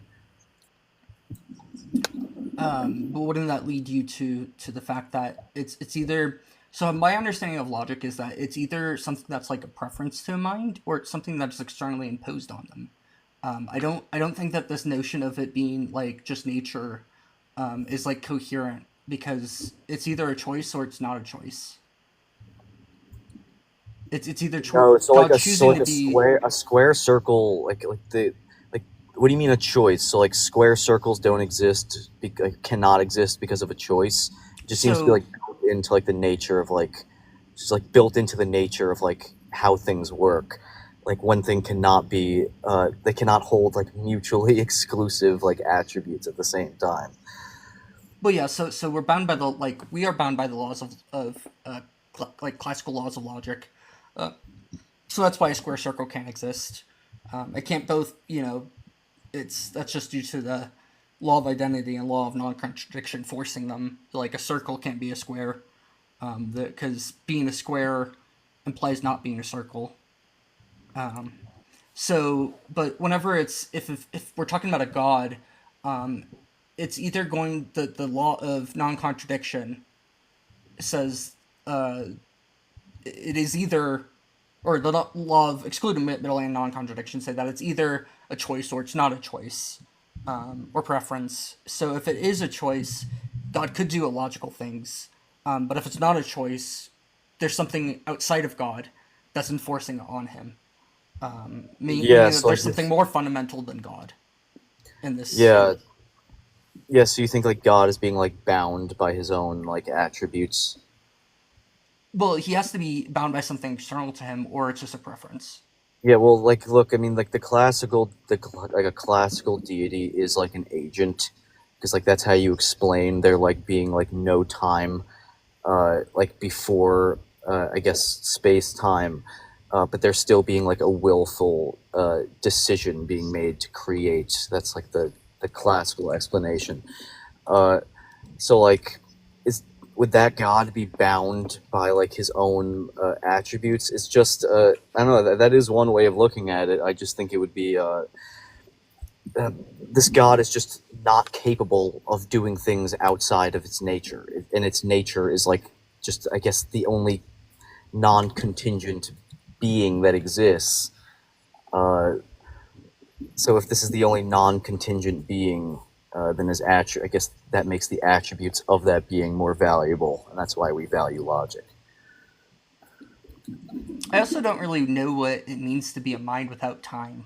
Like, I just think that notion's also kind of I don't get. I incoherent. personally don't get it either. That's why I'm not. It's not. I'm not personally like. Yeah, that's why I don't call myself a theist. Yeah, I don't know what it means to be a mind without time, because Yeah. minds have thoughts. Minds have thoughts. So like if you have a thought and then another thought, that's kind of like implying time, right? Yeah. So that you just run into like contradiction after contradiction. Yeah, of I don't being get. inside and outside of time. I So personally don't get it. I don't. The mind thing is only to come up with like it sort of seems like a mind is sometimes like a. That's how you explain, right? Like why is there anything? Like that's where that explanation comes from. Like why does anything exist at all? And yeah, so if you go from nothing to something, it sort of seems like if there's nothing in terms of like creative material that like leads to other material, then it's just everything sort of just has to be conjured up. It sort of seems like. did you have something to add, Salamander? Yeah, what do you want me to refer to you as? Heritage, I guess? Yeah, sure. When you're making like your argument, when you're saying logic and all of these kinds of things, time and things like that, those are all human-made concepts.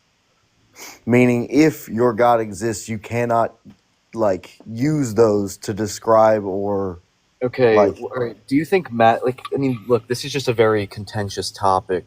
Like people in mathematics, logicians, philosophers, yeah, they disagree wildly about whether or not like mathematics, logic, if these things are discovered or created. Yeah, so like I don't think it's fair at all to just presuppose that like, oh, logic's man-made. Well, if it's man-made, then it can be changed. Or like, how would you change logic? Like what would you change about logic to make a square circle? You can't. No, It's just I'm not saying that. Aristotle discovered logic. He didn't just make it up. Like it accurately explains like accurate, like you can use it to accurately explain the universe. You can also like non-classical logic, like quantum logic, fuzzy logic. If you like, it's not a majority position, but like it can change depending on the type of logic you hold. Yeah, Sorry, I'm actually having some trouble hearing you. Yeah, Elise, are you covering up your microphone on accident? Let me get. Oh, yeah, you sound much less muffled there, at least. What I'm saying is like, if say God does exist and it's a fourth dimensional being, nothing it does we could ever understand or hope to understand. Therefore, logic does not work. everything we know exists in one dimension, the third one. Well, 4 dimensions if we're going under general relativity. Yeah. Yeah, I've Space-time. never heard a theist claim that God exists inside one of the 4 dimensions. I've never heard that before. Yeah, I I mean, if think he's able to create matter, Yeah, but which why is would he live inside those 4 dimensions if he created them? Like that, like he would never have created it then. So okay. God is obviously All right. outside. Well, then we'll just use your own so-called logic against you. How does one create matter? Yeah. I mean, I hold that matter always existed. I think Well, that Sorry, like yeah. what creation logic ex are you? nihilo is insane. Like I mean, as an atheist, I think that this idea of creating something from essentially nothing is even if it's a god doing it, I think that's still an insane idea that I can't comprehend. And I have no Well, look, like everything. No one can comprehend the stuff that we're talking about. Like we're literally using like our very limited knowledge to talk about the deepest like possible mysteries that humans have been talking about for at least 2,500 years since the Greeks have been writing about it. So, yeah, like we don't have anything today that help us understand that even better than Aristotle. So, yeah, creation ex nihilo is impossible to think about, but an infinite past is also impossible for me to think about. So, but like, So why would you consider anybody like it logical to believe in it then? If you can't understand it, why believe anything about it? Why not like like this is the problem here is that like we're if you're wanting to say that you don't understand, then just remain agnostic about it. But trying to defend the point that like we can, that's why I do remain agnostic, because even though like it is intuitively illogical that an infinite regress is possible, yeah, it's just like the cosmology, like I said, is in its infancy, and it's possible we will have some better understanding that will make us rethink things. But yeah, given like the way that like humans think about things, yeah, like I'm not surprised that like the smartest people of the last 2,000 years, or the vast majority of them, thought God was just like thought God was something you arrived to from using logic. It's not just like something you're like, oh lordy, like save me. Yeah, I'm not surprised. Like, it is a logical concept, like to believe in a god, given that an infinite regress is so logically unintuitive to us. Wait, but it's possible that we will find some cosmological knowledge in the future that will make us rethink sort of like basic concepts like cause and effect. you think the infinite regress is unintuitive? Find it more intuitive. Have you ever seen any cause without an effect? Have I ever seen a cause without an effect? Yeah, like have you ever seen like because like an infinite regress says that like for every point there's a point before that explains it. So like have you ever seen, let me see if I can word this better. Have you ever seen like an yeah, effect out of like nothing, yeah, essentially? have you ever like yeah, just like in all observed cases, uh or all observed events, they have a cause, right? Yeah. So like why is there an arbitrary stopping point? Why doesn't that like continue on? Because it can't. Because Under an A this is theory. what I was saying. Yeah, under an A theory, I think that you run into problems, but underneath a B theory of time, I don't. There just isn't a contradiction. There's a contradiction underneath an A theory, but underneath the B theory of time, it doesn't. So it's like almost you're just more reinforcing the idea that B theory of time is correct.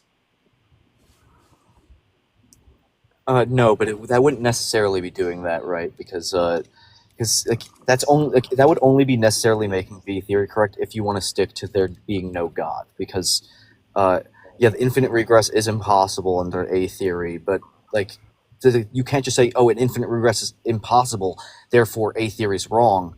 No, because that's like a god could still have Yeah, created it. I don't just say and there's an infinite regress, therefore A theory is wrong. I say B theory is correct because things like time dilation. I haven't heard a good explanation from any A theorist on how time dilation is possible. Yeah, so is cause and effect still not happening in those situations of time dilation?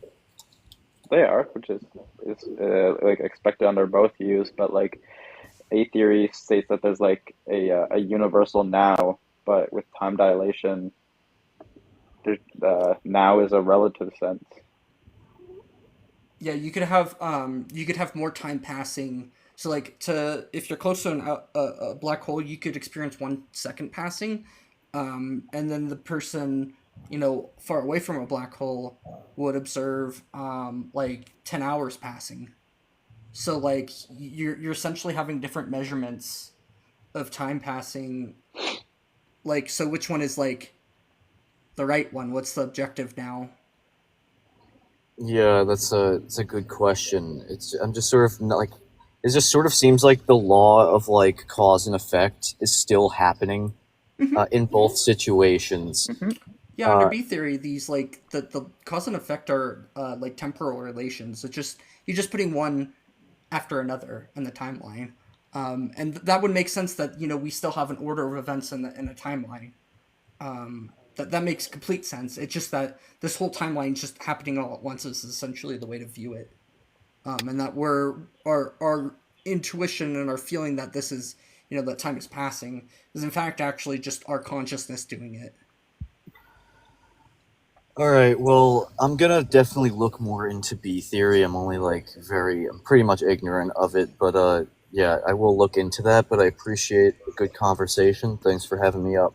Yeah, no, these are not like intuitive things. I don't think the B theory of time is intuitive in a lot of senses. It doesn't. Yeah, It doesn't we're living in a logically strange make time. sense that the time is an illusion, or that I mean, even if you hold to that like idea of materialism, that consciousness is just an illusion. Like that's not intuitive to think. Yeah, we're living in it's a strange time. Yeah, like sort of intuitive principles are becoming like there's evidence to have suspicion of them. So I get that. But yeah, thanks for having me up. Yeah, thanks for having a conversation. Yeah, all I really came up here for was like I was just trying to understand like their point of view, because under like the blanket definition of like God and shit like that, none of our like when you try to debate the Bible with people, right? You bring up the points of him commanding such and such, him commanding such and such, and you bring up morality, right? That's a human concept. Like all of us assuming that that's bad. That's a human made concept. So if this guy is outside of our realm of knowledge, nothing that we do affects him, but everything he does affects us. I think there's some weird things about that too, because like under philosophy, you're kind of talking about like subjective versus objective morals. I think towards that there's at least some objective morals that you can deduce some things to be right versus wrong. That are always going to be right versus wrong. And like, well, I kind of the way I like see of it as like objective morals and all that kind of things is your morals, they come from your society, right? So like if you're in a pretty large city and you kill somebody, they're not going to like you because that person contributed something that did something good, right? And you took that life away, right? But if you read like Lovecraft and shit like that, right? Or like similar concepts to that, the way that they describe these beings is that their like scales are so out of our realm of consciousness that we can't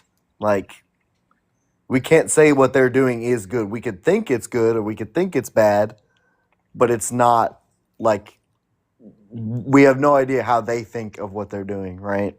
Like what's the great sleeper in Lovecraftian mythology? His whole thing is he's asleep, and because he's asleep, we exist, right?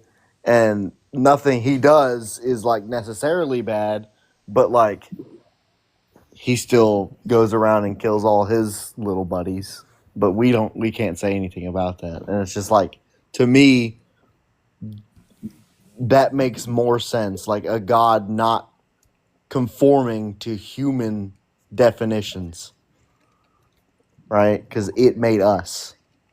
Well, I mean, like I said, I think that there's like, you could argue that some things are objectively wrong.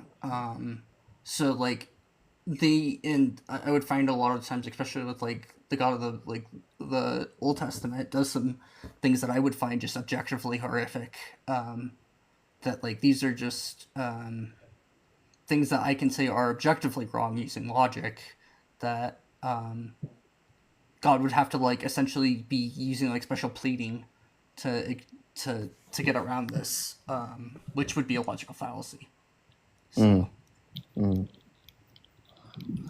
I mean, I just like the position that I come from is more like science based, right? Like Neil deGrasse Tyson has this like quote where he said that if God explained the unknown, then God is ever shrinking. Yeah, it's like a God of the gaps fallacy where like a lot of people throw God in just wherever there's gaps in science now, but I don't think that's a really good way to explain things. Yeah. So there was, I don't know if they're still here, but there was this person in the comment section that had said that all the animals come to us when mankind's in need, like something out of a story. Where is it at? That sounds like something out of Genesis almost. Yeah, I was like, bro, what are you? Oh, here it is. Yeah, he said birds, animals, whales all come to mankind when they're in trouble. The Creator made us in His image, creatures in trouble. But then What? we go to take a spear and spear that whale. Yeah. Speaking of me, white whale. Friday, I know you would like clarification about. Yeah. Hi. Hi. Yeah. It's on the God isn't real statement. Uh-huh. Are you speaking of anyone in particular or any group in particular? No, I'm more Or do just you saying mean- that Okay. like a God that created the universe doesn't exist. I think you run into logical issues if you say that. Oh, okay. No, that clarifies. Okay. Yeah. So No, I think that there's like a concept in particular Mhm. is what I was looking for rather than the broad sweeping statement. So that helps me. And Yeah, I'm like sorry, if- you were about to say. if you were to say that like the God is the universe, or you were to like ascribe to a God that isn't like a mind that created the universe, I just don't know what you're talking about to begin with, because that's what like generally we're speaking of. But otherwise, like I think that, you know, if you just don't ascribe any properties to something, you can't disprove it. I can't disprove to you the blah blah blah. If I don't give you any properties of it, the blah blah blah could exist, but we just literally have no way of even testing it. There's no testability. There's no logic that you could use. Yeah. This makes sense, dude. It's now falsifiable at that point. Yeah. If I it is did hear you say falsifiable. if somebody was talking about like a God that is not a mind that created the universe, you weren't sure what they were talking about. And granted, we hear about this from a lot of people all the time, that their God is the intelligent thing that created everything. Mhm. But I also, right here on TikTok, I run across a lot of people like pagans and stuff that don't talk about, now they think anthropomorphically and it has a mind. In many cases they do. I don't want to speak for all pagans about their particular beliefs, but the creator of the universe thing is not part of the I'll call it mythology that they entail with it. Yeah. Like those Odin didn't create the universe. Like within the Norse mythology, that happened before Odin, you know?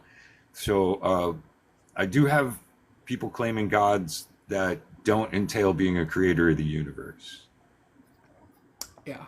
I've seen them. I do understand that your statement, you're talking about just like the creator thing with your statement, though. I don't Mhm. want to conflate their ideas with what you're saying here.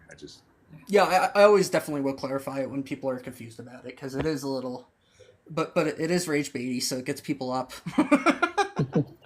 is it really more of a standpoint of it's like unfalsifiable? There's no reason for me to accept it as real. Well, yeah, because if it's unfalsifiable, it's also probably likely unprovable. So you're just going to be basing it off of faith, and I don't think faith-based like ideas are like I think it's irresponsible to hold them to some degree. Yeah, it doesn't. Faith wouldn't lead to like truth in the matter. Yeah, right? like so, like if I have faith that I'm going to win the lottery and I blow my whole life savings on it, and then I don't win the lottery because that's what statistically is likely to gonna happen. Yeah. It's not a good way of coming to like conclusions about the world, and it can lead to harm, like of you blowing your life savings.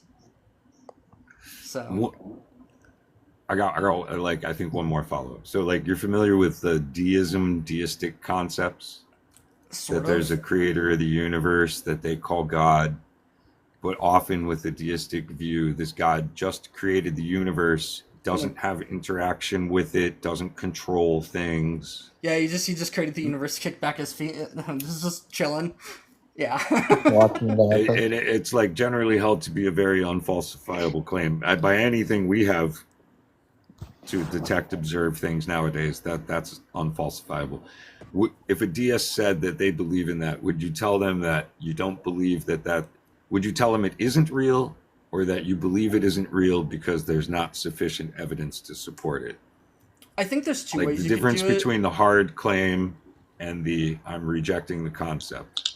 Yeah, so like I would Go ahead, probably sorry. definitely not be convinced by it, just because it's not proof. It's not like a provable claim, but I think it is technically still falsifiable in the sense that if they describe properties to it that like it exists outside of time but created the universe, where you need creation to have time in order for it to create. So Sure. So Yeah, I if think they you went have on some with real more baggage, opposition. it could become a falsifiable proposition. Yeah, you're right. Yeah. what did you say, Salamander? I think you have Sorry. real opposition waiting in the comments right now. Oh yeah, but I want to talk to Friday. Friday's a cool dude. I Okay. like his live streams. I stop by all the time. No, that was all cool. I wanted to know like really from your own mouth the description of the clarification of your statement. So like I got it, dude. Thank you. Yeah, no, definitely. I like your streams. I think I came up one time disagreeing that I didn't think that we were monkeys, but then you actually like schooled me on. I'm like, oh wait, we are monkeys. We are Catherine monkeys. Really? Yeah. So we have talked before. About Yeah, we have talked Cool. before. And you changed my mind on it because, like, I mean, it's. But that's the thing is that like I'm clearly open to having my mind change when somebody gives me the facts that say, hey, look at this. I'm like, oh. I wouldn't say that, like, necessarily, I wouldn't technically call us monkeys most of the times. I think primate's a much more accurate descriptor. Mm-hmm. But yeah, it's not technically wrong.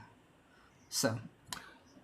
Wild, awesome. Yeah. I sorry I didn't realize that, but look, you're definitely Wait. still continuing on quite reasonable here about what we've been talking about today. So I appreciate that. Friday. Yeah.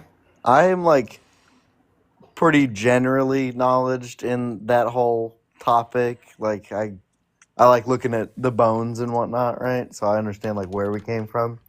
But when we use like descriptors, would you say like ape is more accurate or primate? Like I know that like as So far as accurate. like I know both- as they're far as both accurate. definition, they're both accurate. Yeah, so each statement has its own accuracy, and in this Mhm. case, like true or false. So it's Mhm. true that humans are primates, and it's true that humans are apes. But when It's we're just saying a- apes, it's a more specific group than primates. Okay. But both are equally accurate, and both are true at the same time. Okay. All right.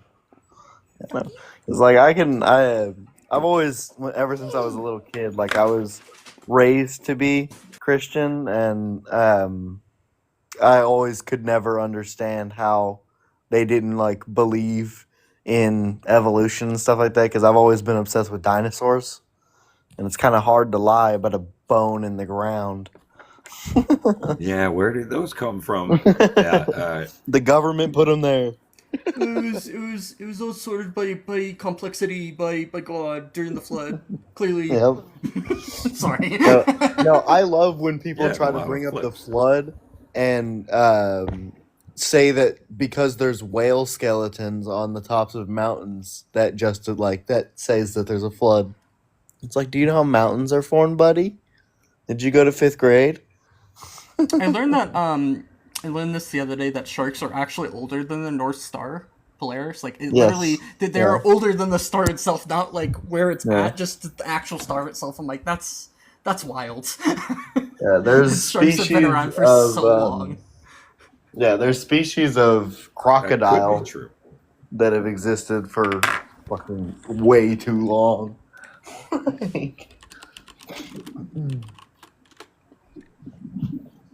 Yeah, I think I saw Polaris that is, little like North is Star thing about- on Reddit somewhere. Yeah, Polaris is only 70 million years old. Only. Only 70 million. Yeah. Yeah. I'll be right back. I need to go use the restroom, but you guys can chat for a second.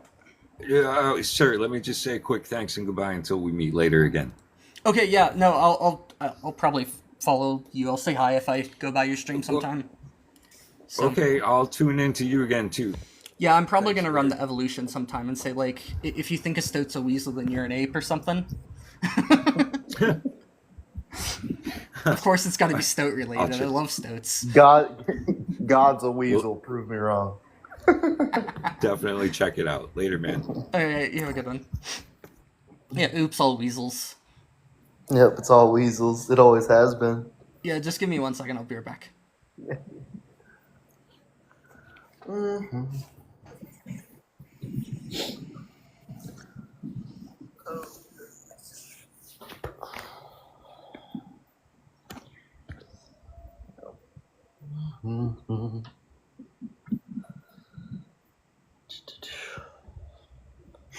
know, anytime I debate like heavy theists and stuff, they like to bring up what I was trying to say to the last guy.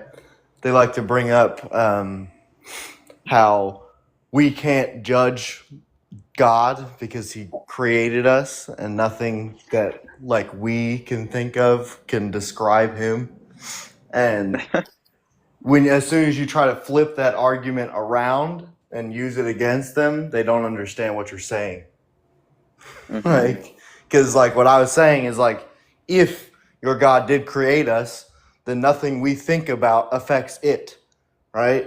Like if we think that it did a bad thing by commanding the rape and murder of all them kids and all that, we don't know that. We don't know what it's doing. Like our morality cannot judge it. Okay, I'm back. Backpack's been waiting a while, I know. Yep. I have a new argument that I want to try and use. I've made. Yeah.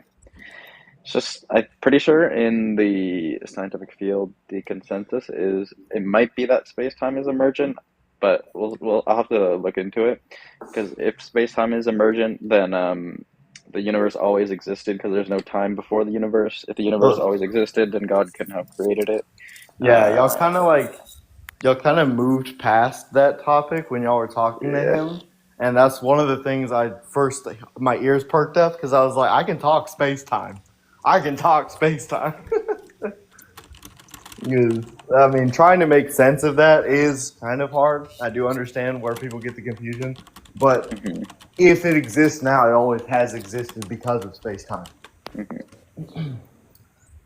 Okay, Backpack, can we have your age for TikTok purposes, please? Yeah, 37. All right. So, if the definition of God is a mind that created the universe, then yes, we can prove that that can't exist. And they just went over Explain to me this. how that works. Okay. So, they would have to be both inside of time and outside of time. And you can't be changing if you're outside of time. I'll let Stoke kind of explain this. Like I said, like I can explain it. I do know how to do this argument, but Stoke has done it more often and can be more articulate. So I'll let him. So, like, whenever we're talking about, like, creation, it requires a before and after state. Like, the state where something didn't exist and then it did exist. And that just requires a change of time. And so, if you're creating the universe, you're therefore also creating time, because time is tied to space, as we understand it. So space time, and then so you're creating without time while you're acquiring time, and that's just a direct contradiction. So why is it that a being that exists in a state of existence that is a B theory of time, be outside of this universe, could not create a time-based universe? The only way that it would be possible for something like that to be happen is if there is like this god time, but I just don't know how. I think you can't really say much about that god time because we have no idea about like the possible interactions of time and how that implies on a or how that works on a mind, because it seems like time is something that's intrinsic to like a universe, in the sense that like if we had no universe, time would not exist to us. So God Right, would but be you could like, have something that existed outside of the universe I mean, that it's a could little create a incoherent, universe. but like I think I understand what you're saying. Like it still makes some sense. But the problem comes is that like I don't think that that's like a god anymore, because they have to exist within their own like idea of time, and then that just pushes up the problem like up one level. So then they're just like, you just can end up with like another naturalistic explanation for them existing within their own time in their own universe. So what created that? Again, I'm not suggesting that that's not the case, but my suggestion is that you can't prove that something didn't create this universe. Like, and that's kind of my point, is saying God isn't real requires proof. I guess technically you're kind of right, but again, who created God's concept of time if he's in a concept of time that's outside of our space-time? So Again, if it's two different times, like that, I think that's my point, is if a whole different universe exists and it has different properties than what we have. But who created that? Again, we wouldn't know. It's outside of our universe. You can't actually test it. Okay, so we can't prove that God doesn't exist because he could exist in this potential his own God time. But yes, we can also not prove who created that, if that exists. This just seems like so much more complicated than it needs to be. Well, again, my point is that you can say you don't believe, but you can't definitively go, there is not. Because that would require actual proof. I can give you a logical argument if you want that the universe always existed. Yay, go Lise. Okay. I just define always as all time. Do you agree to that? Maybe. I need to hear a little bit more how you're going to explain it. That's just like the first premise. It's just a definition that like always is like, it just means all time. But in the sense that like causality can be interrupted, or? I'm not sure what you mean by that.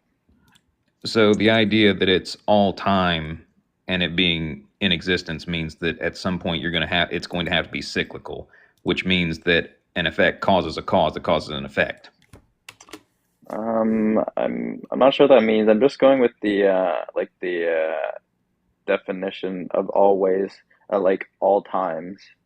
I don't know what you mean by this, the cyclical thing. So again, if we're going based on the idea that it's all time, and there's no beginning, then there's got to be a cyclical nature to to causality. An effect causes a cause, which causes an effect. And from there it Does it have goes. to be like a cyclical thing? I mean, if you're going to say that it's always been in existence, then yes. Because you wouldn't have a beginning it has cause. to be cyclical. It could be the it doesn't even have to be cyclical. It could be Nor do I that see how, if it's cyclical, that like takes away from the premise there. You could It have seems to just be something. agreeing. Again, you'll have to explain to me what you're trying to say, because again, depending on I'm how just trying you. to define the term always. Okay, just we'll put a pin in it, and we'll say that I accept it for the moment. Okay. Space-time is emergent at the Big Bang. Do you agree with that?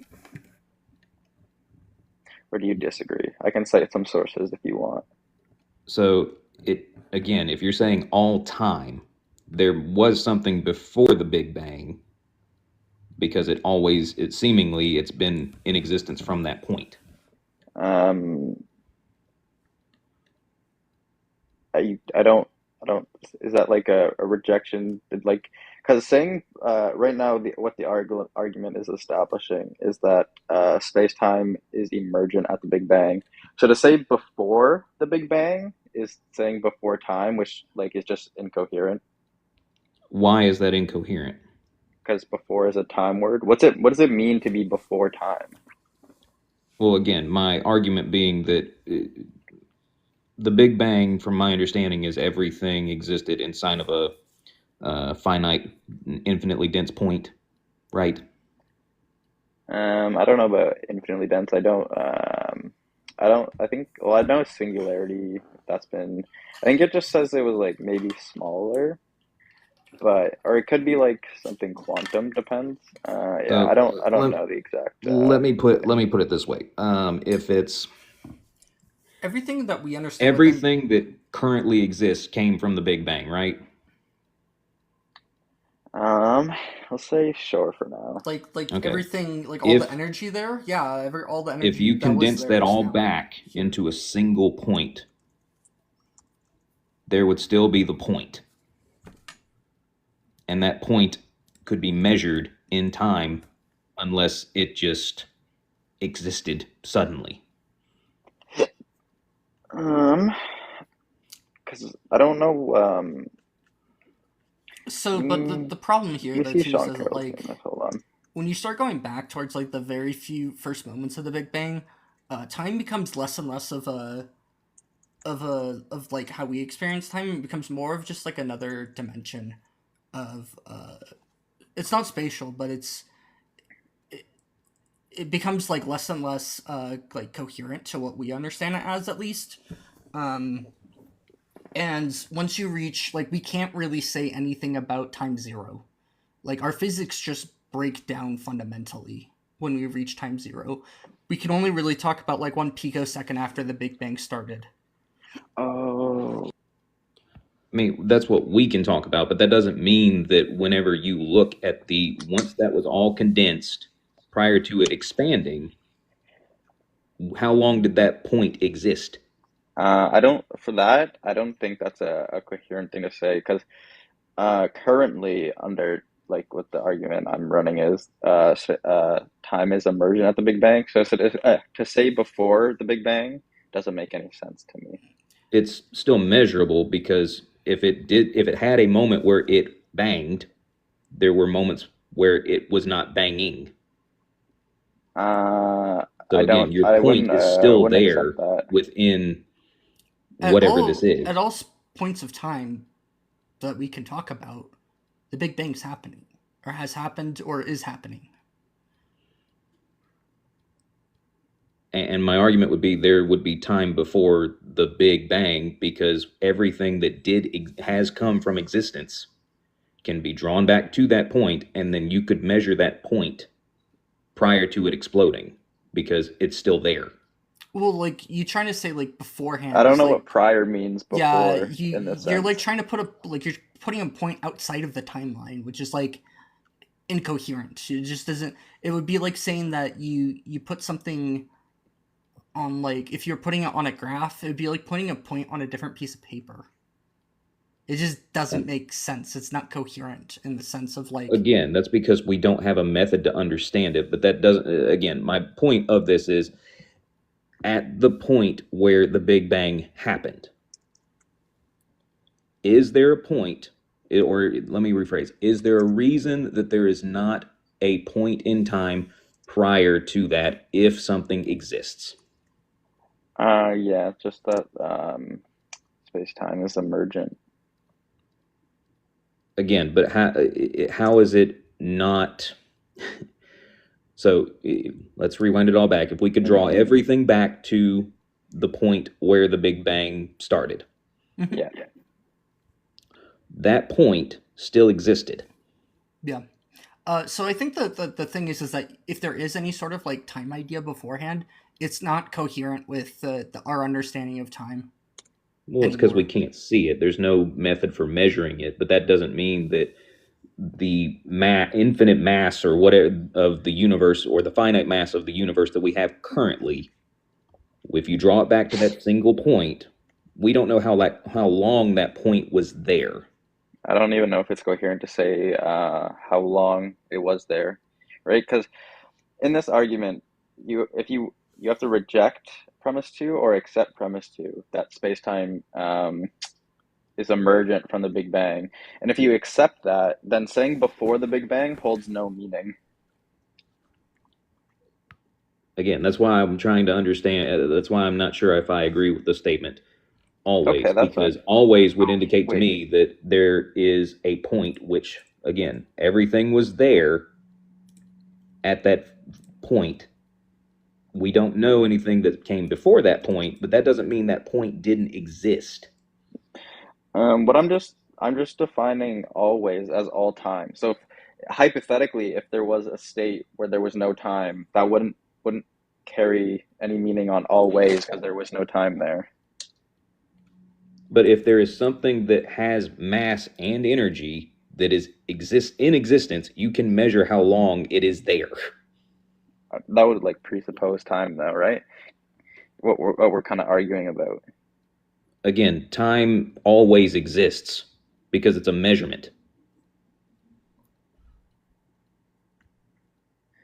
I feel like you're conflating two of the premises right now. Because like premise 2 is just that space-time is emergent at the Big Bang.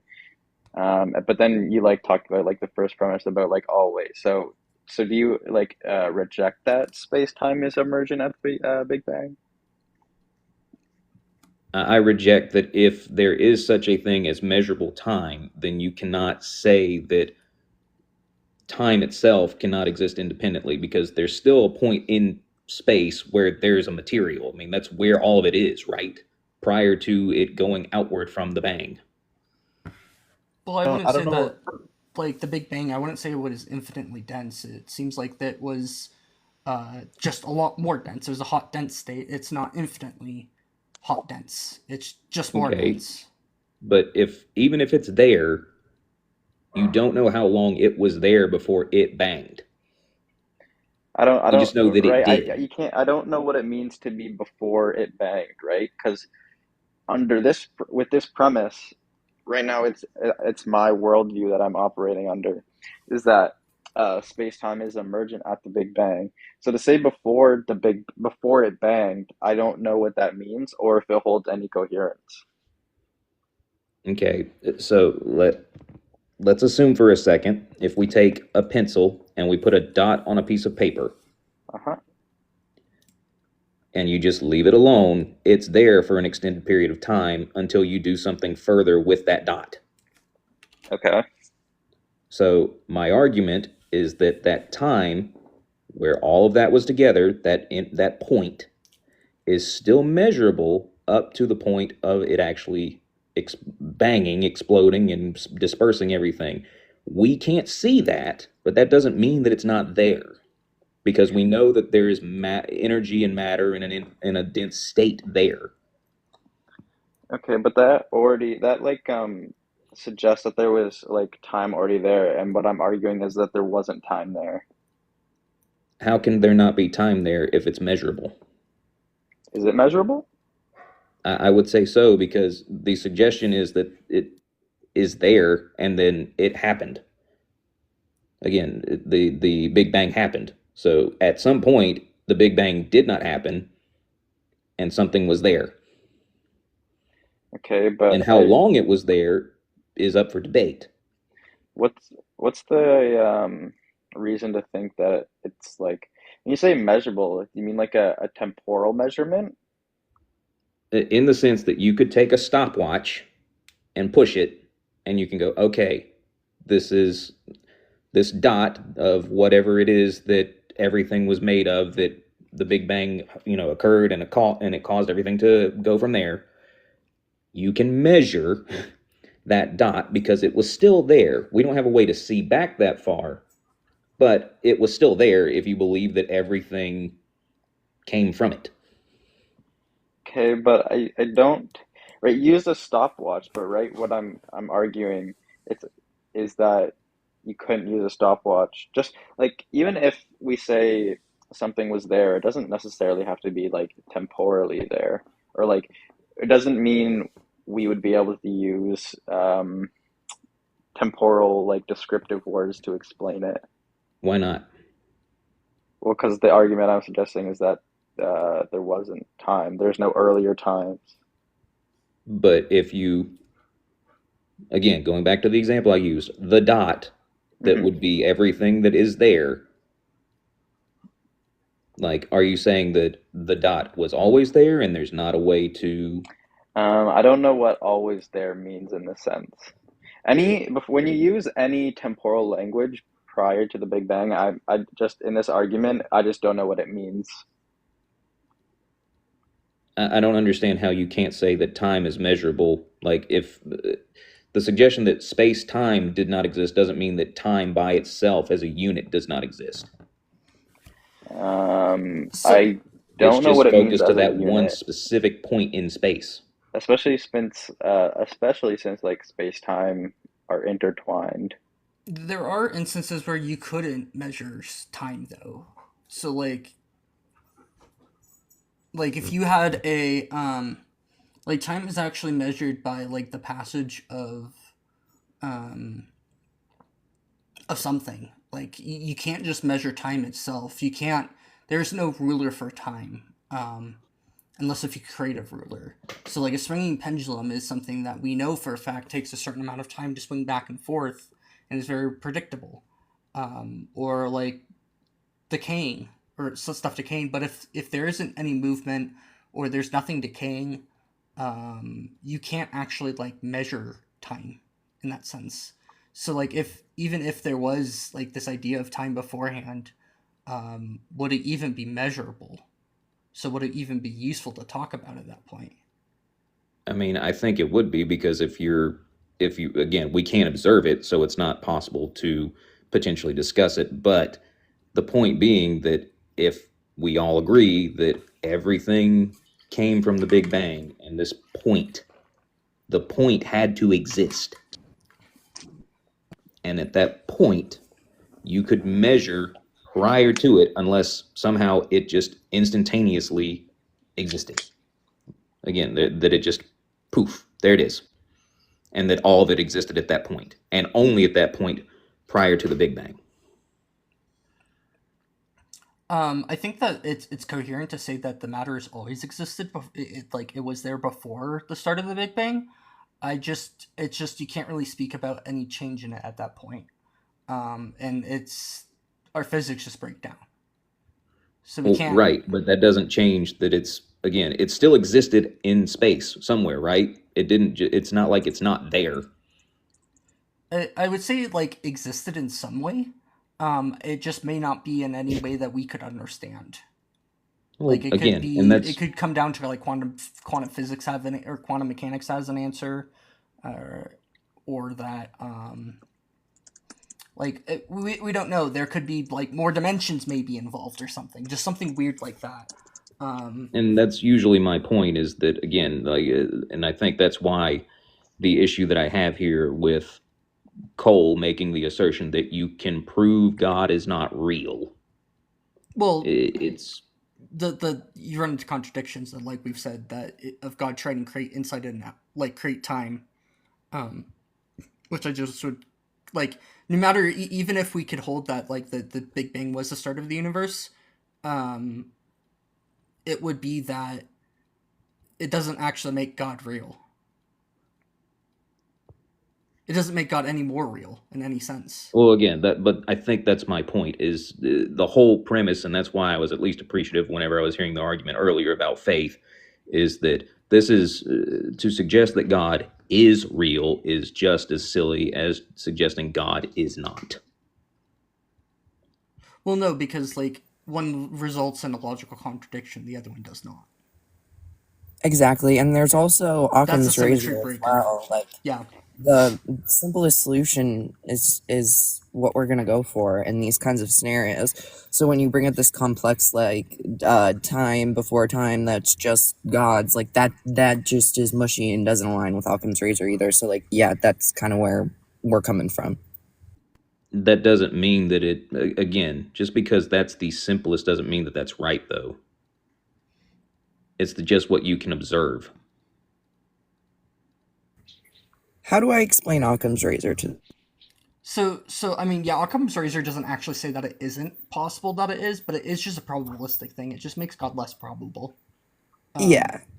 It's and then there's also But that was the whole point of me coming up here, was that is or isn't is 100%. well, Not yeah, that because it's more or if- less probable. unless if you're gonna say that God can make contradictions true, God existing results in a contradiction, because you can't create without time, but you need time to create. Unless you are time. Well, then but is that a mind that created the universe? Because like, if you're gonna say Exactly, this thing is time, like, what does that mean? Well, if you go by the B theory of time, it would have always been in existence, and at all points of existence are in existence. So, as far as I'm concerned, if you apply that logic, there's no reason that a being that temporally exists within a time B frame, that individual or deity or whatever you want to call it, could not, in theory, create a timeline-based universe. But we're still talking about like a mind, which like under like this understanding like would need. I'm just trying to think about how you're. So are you putting God within or outside of this time? And like of our It would be universe? outside of our universe, Oh, well then he doesn't have time to create. unless he is the time that exists outside of that. That's my point, is that a temporally existing being that exists in a B time What frame, created that time? it always existed. Because it's a point. Like, it's not there's no causality in this other universe that this being would either be or exist in. So you're saying there's an effect without a cause in this other universe? Again, if you go by the definition of how the B time of theory works, then yes, because everything exists at a particular time, and that time will always be now.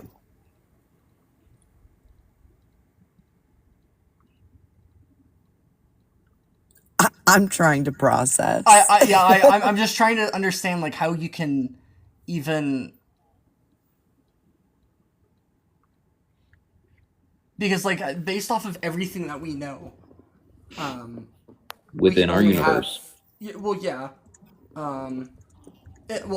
I would say that we should only use what we know to try to like come to an idea of a god. Again, if that God existed within our universe, I would agree with that. But I don't think that that would be the case.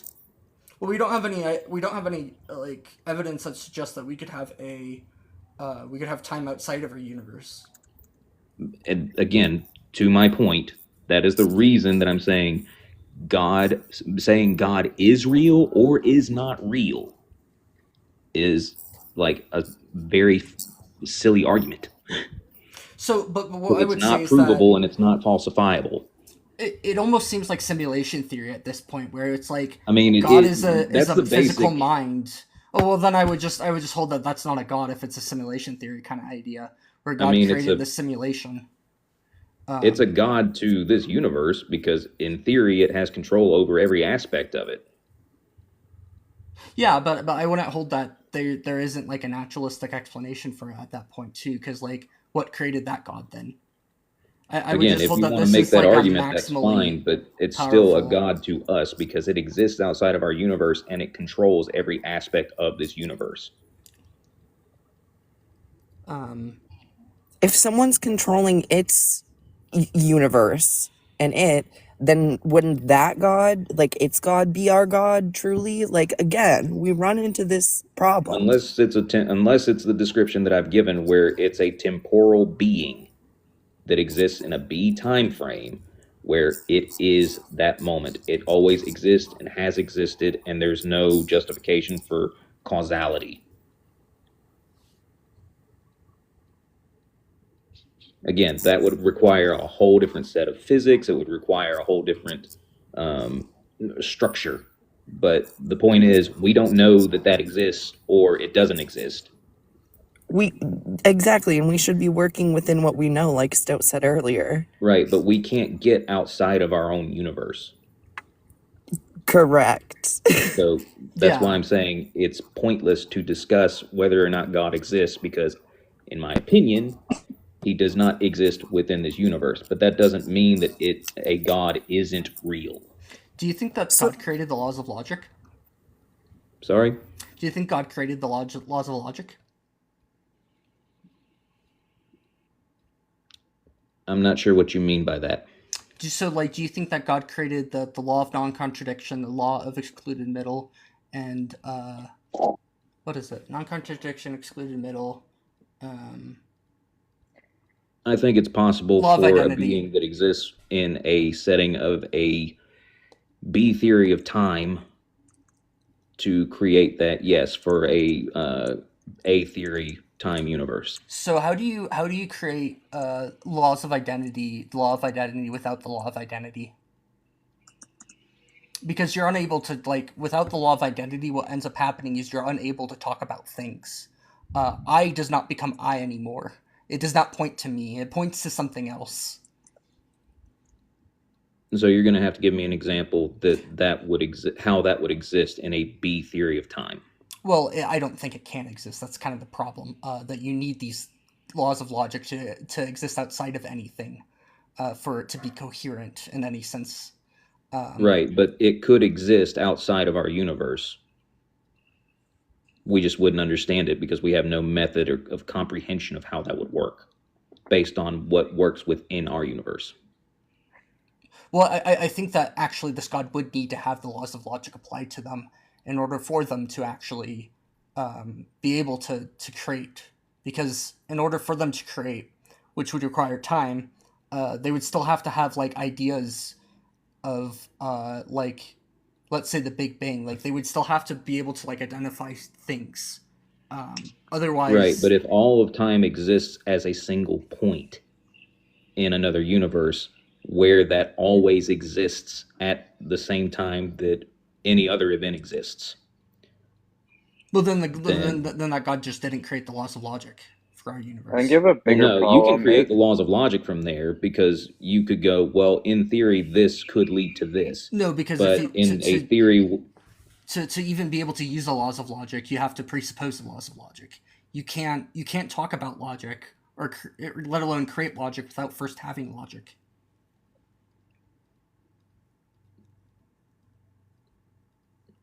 but in what sense? Again, like because a logical thing would be causality, right? Do we have anything that breaks the law of causality?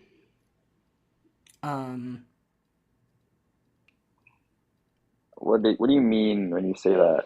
Like seemingly Causality would be there is a cause and effect. Is there well, any point in time where causality, if you keep going back, there is none? well, seemingly you think that for God, right? You think there's no cause for God. No, because in a B frame, a B setting of time, So under a B it theory of all time, exists at the same point. no, There because is under no beginning or end. no, under a it's B not theory the of same time, point. yeah. So underneath the B theory of time, these relative, like before and after, they still exist. Cause and effect still exist. It's just a temporal relationship. So like it's just the order of things on the timeline. essentially, at that point. So God would still need a cause if you want to keep cause and effect intact. Yeah, if Yeah, you I want don't like see a any reason that universal cause and that's effect. again when you have examples of things like quantum foam or anything that just seemingly pops in and out of existence without cause. Well, just If because we that don't exists in a understand it doesn't mean it's not caused by something. and I'm willing to admit that, but my argument still remains that if that exists at any point in time and there's not a cause behind it, there is potential room for that to just exist. It's only observable at that point in time. Another good one would be the double slit experiment. We know that we can shoot those particles through the individual slits, but the second they're observed, they break down into a wave pattern. Now, we don't have any reason to understand that, or there's nothing that makes sense about it, because even if you observe it going through, it's only when you look that it actually changes. Well, no. So when you look that it actually changes. Well, no. So it could be that our perception is actually what designates that. No. That's a common misconception about the double slit experiment. The double slit experiment is something it just needs to detect the particle to like essentially to force it into It doesn't need to be conscious. Yeah, it doesn't need to be It could conscious. be like a It could machine. be a machine. It could be a stoat. It could be a Again, weasel. but that's my point, is it's being detected. Yeah, but That this is doesn't just mean down that it's to not. You just can't say that it is because it hasn't been detected. Because once we do detect it, then it does this.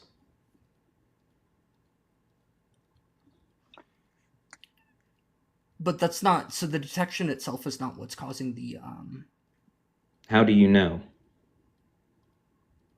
So we know for a fact that it's the like the wave function that's causing the actual like double slit whenever we see the like the wave pattern. This is just down to like how quantum mechanics work. But then whenever Depends on which interpretation you have as well. Yeah, so there's a number of ways of viewing it, and this is just due to our understanding of it. But it's essentially what ends up happening is whenever we like I think it has to deal with somewhat to like superposition too, of like whenever we make an observation of something, it like kind of it collapses the superposition of where that particle in the is.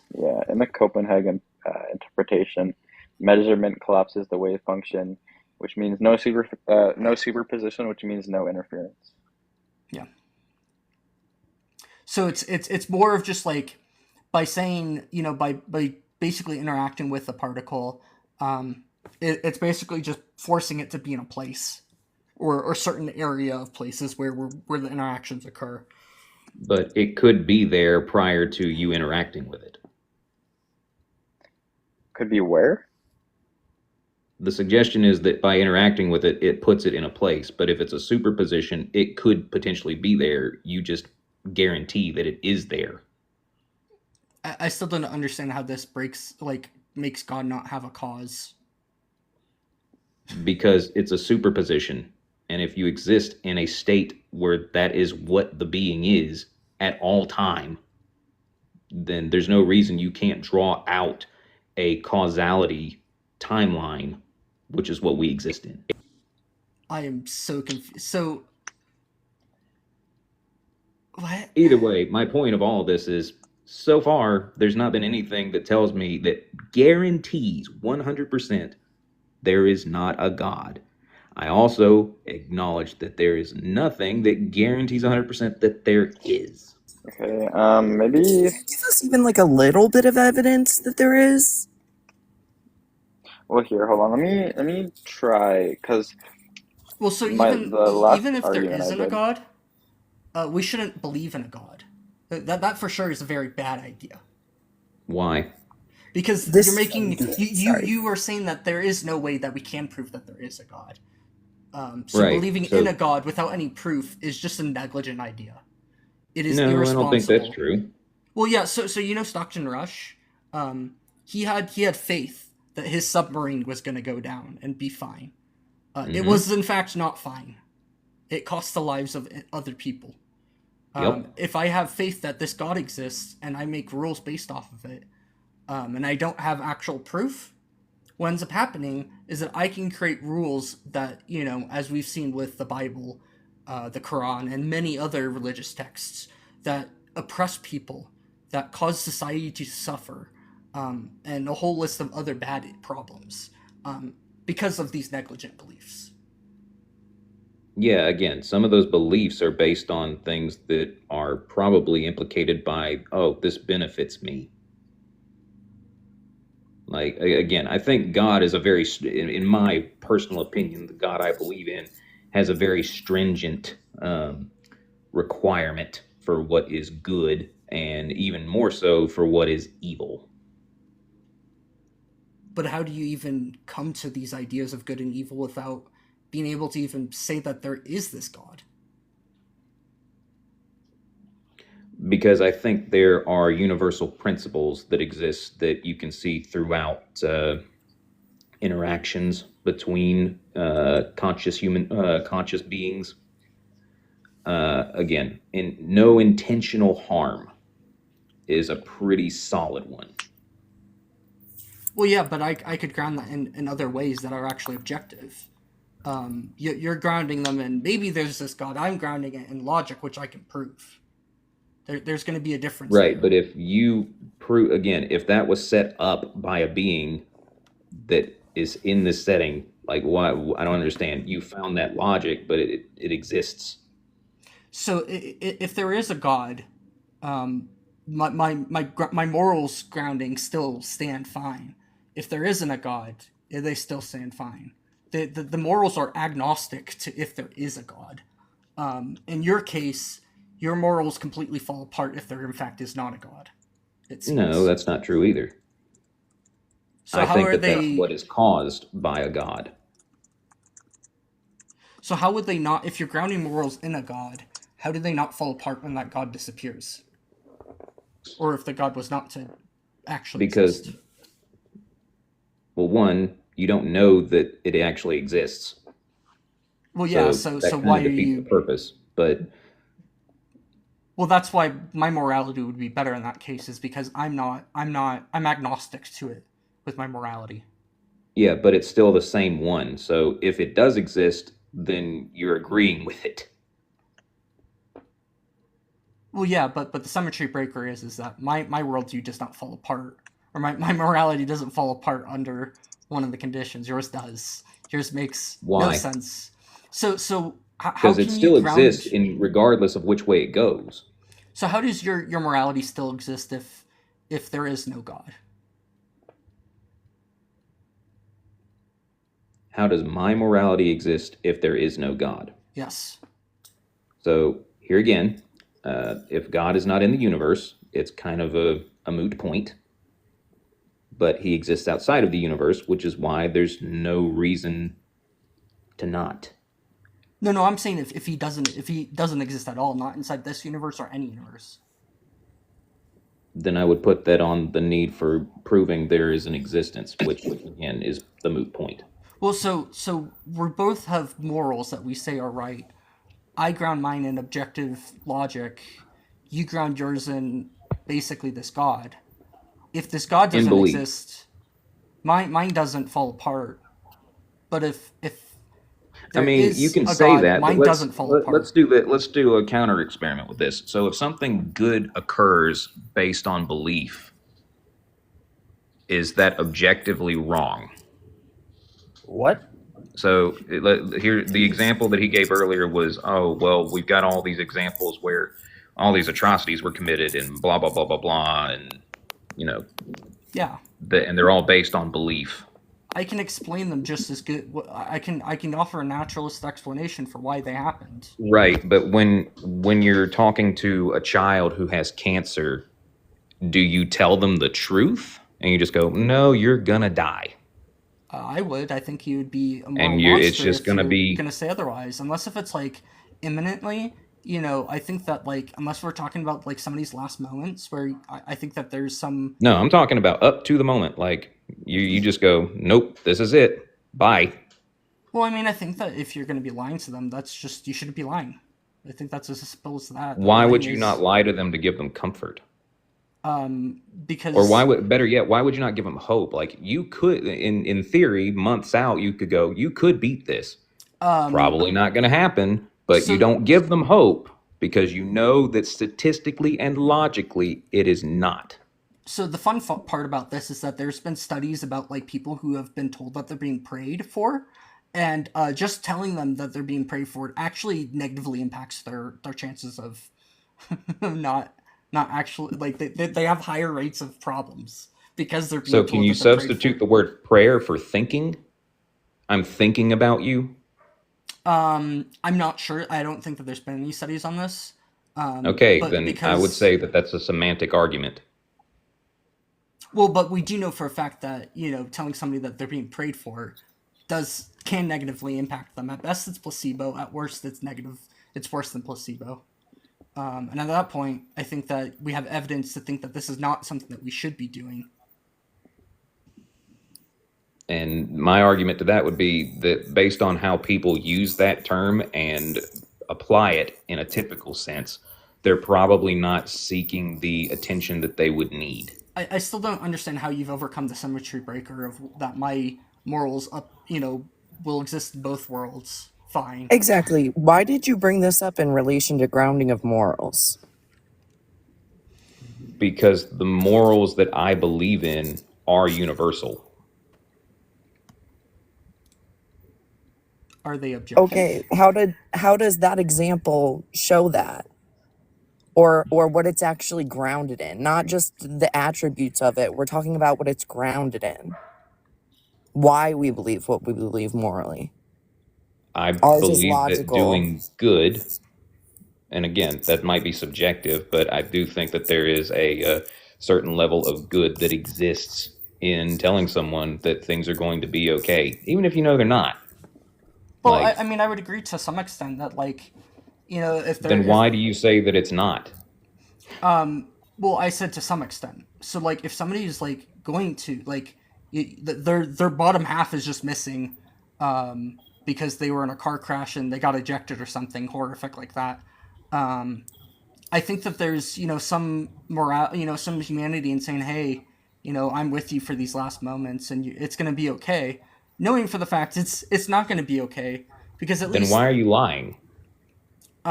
Because it brings them comfort when there is definitely going to be, it's just about being a human and not like ruining somebody's last moments.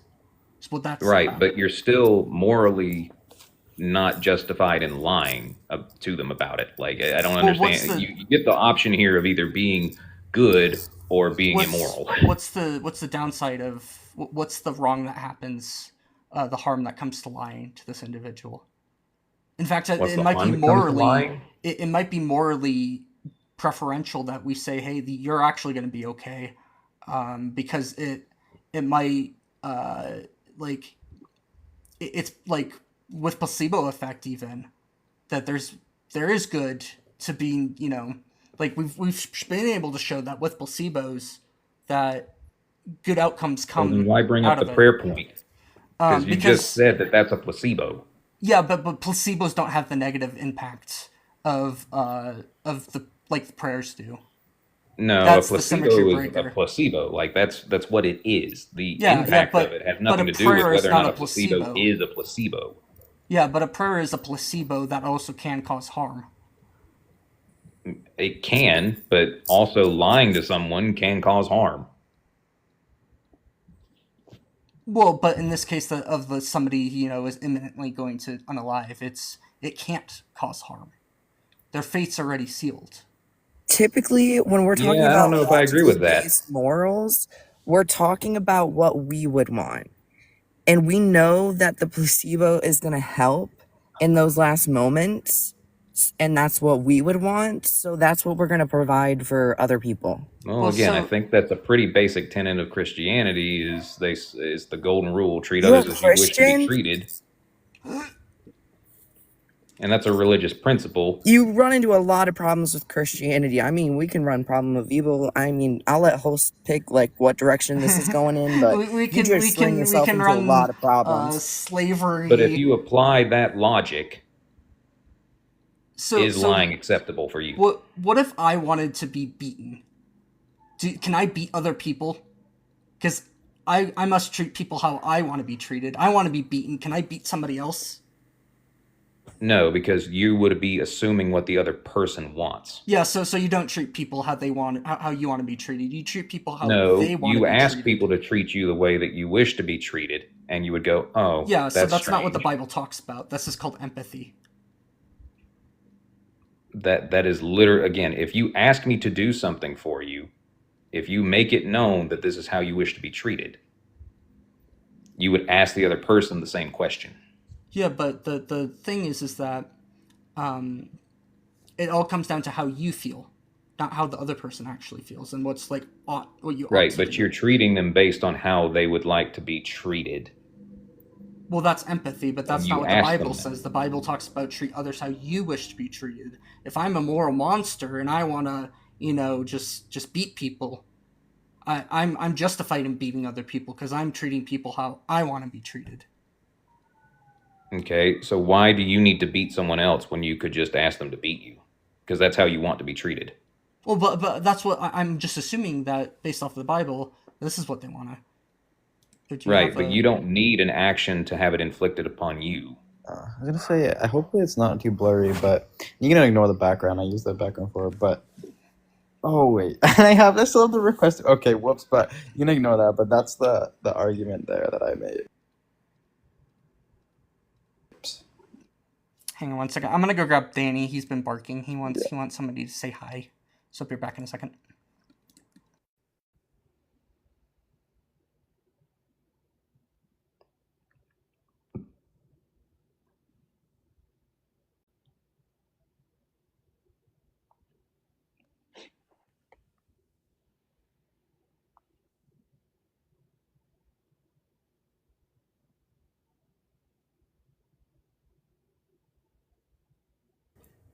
I was thinking that, Lise, but I didn't know how to explain it.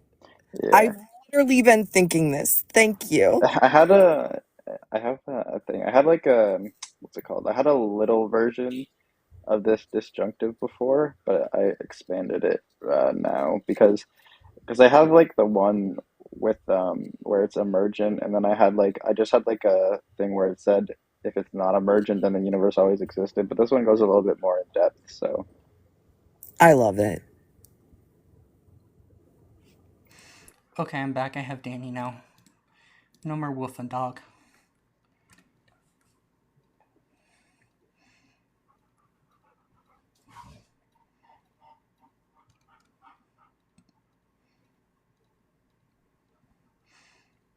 So what are we missing right now, or what's the? well, it's a disjunctive. So like we couldn't get through with like the emergent space time. So this one is like saying if because like either space time is emergent or it's fundamental, and since we couldn't get through with the emergent thing, if we go the fundamental path, it just says that the universe, I shouldn't say exists in space-time is the correct wording there. It'd be more like the universe is space-time, and if space-time always existed, then obviously you can't create something that always existed. So either way, the universe always existed, and therefore God defined as the creator of the universe. He can't exist because the universe wasn't created. Yeah, but can you can you prove that it did not exist? Well, Like the argument here being that Einstein's theory of relativity allows for the creation of things like wormholes, but we've never observed one. You just have to pick a premise to reject in the argument there, because you can ignore. Here, let me make a. So wormholes are just strictly mathematical at this point. Like we don't have any Right. reason to think They're that. a theory and they're backed by mathematics, but that doesn't mean that they actually exist. Yeah. So, but nobody's. We're not claiming that wormholes actually exist. It's just that there's mathematics that we don't understand what happens, like with spinning black holes or something like that. There's very few cases where it actually applies. And my argument for this still remains: it doesn't matter which. The suggestion is that if it did, you can't prove that something did or did not exist prior to the creation of the Big Bang. You can only go back so far. So the argument for me is that you can't say. With what Lise has up, it's pulling that either space-time is emergent or fundamental. These are opposites. If it's fundamental, it's not emergent. If it's emergent, it's not fundamental. And it destroys both. It shows that God can't exist in either of these. So there's just no room for God Within our universe. No, our universe has always existed, so there's no time for a creator to create if we've always been, like, our time has always existed, if that makes sense. There would have to be a time before our time, and that's impossible because our time has always existed. But if time has always existed, how do you prove that it did, that any of it began? Again, you're saying you can track it back. So you have an option of causality here. If something always began You've or gone always back far existed, enough. it never There is began. no beginning. Exactly. No beginning. For all points in time, beginning implies that there's a point of time that was first. So in simulation theory, how would you describe that? Well, simulation theory's kind of been seen as, like, there's not really good reasons to think of simulation There are theory very as being loud true. planes. I'm gonna mute. Hang on. I don't know how, well, I mean, even if, Because what point is the existence of the simulation there? well, if we're just gonna say the simulation theory, then this is just gonna be a, I wouldn't consider this to be a mind that created the universe. I would consider this to be just a completely different worldview to begin with. Again, that as a general fallback, as a guideline, that is kind of how I view this. And that, again, you can't say God is or is not. Well, I think we did, because you have to just change the entire the whole foundation of the worldview from, God is a mind that created the universe to simulation theory, where God very much could not be, it's possible that they aren't the fundamental for everything. I mean, it's possible, but it's not impossible, correct?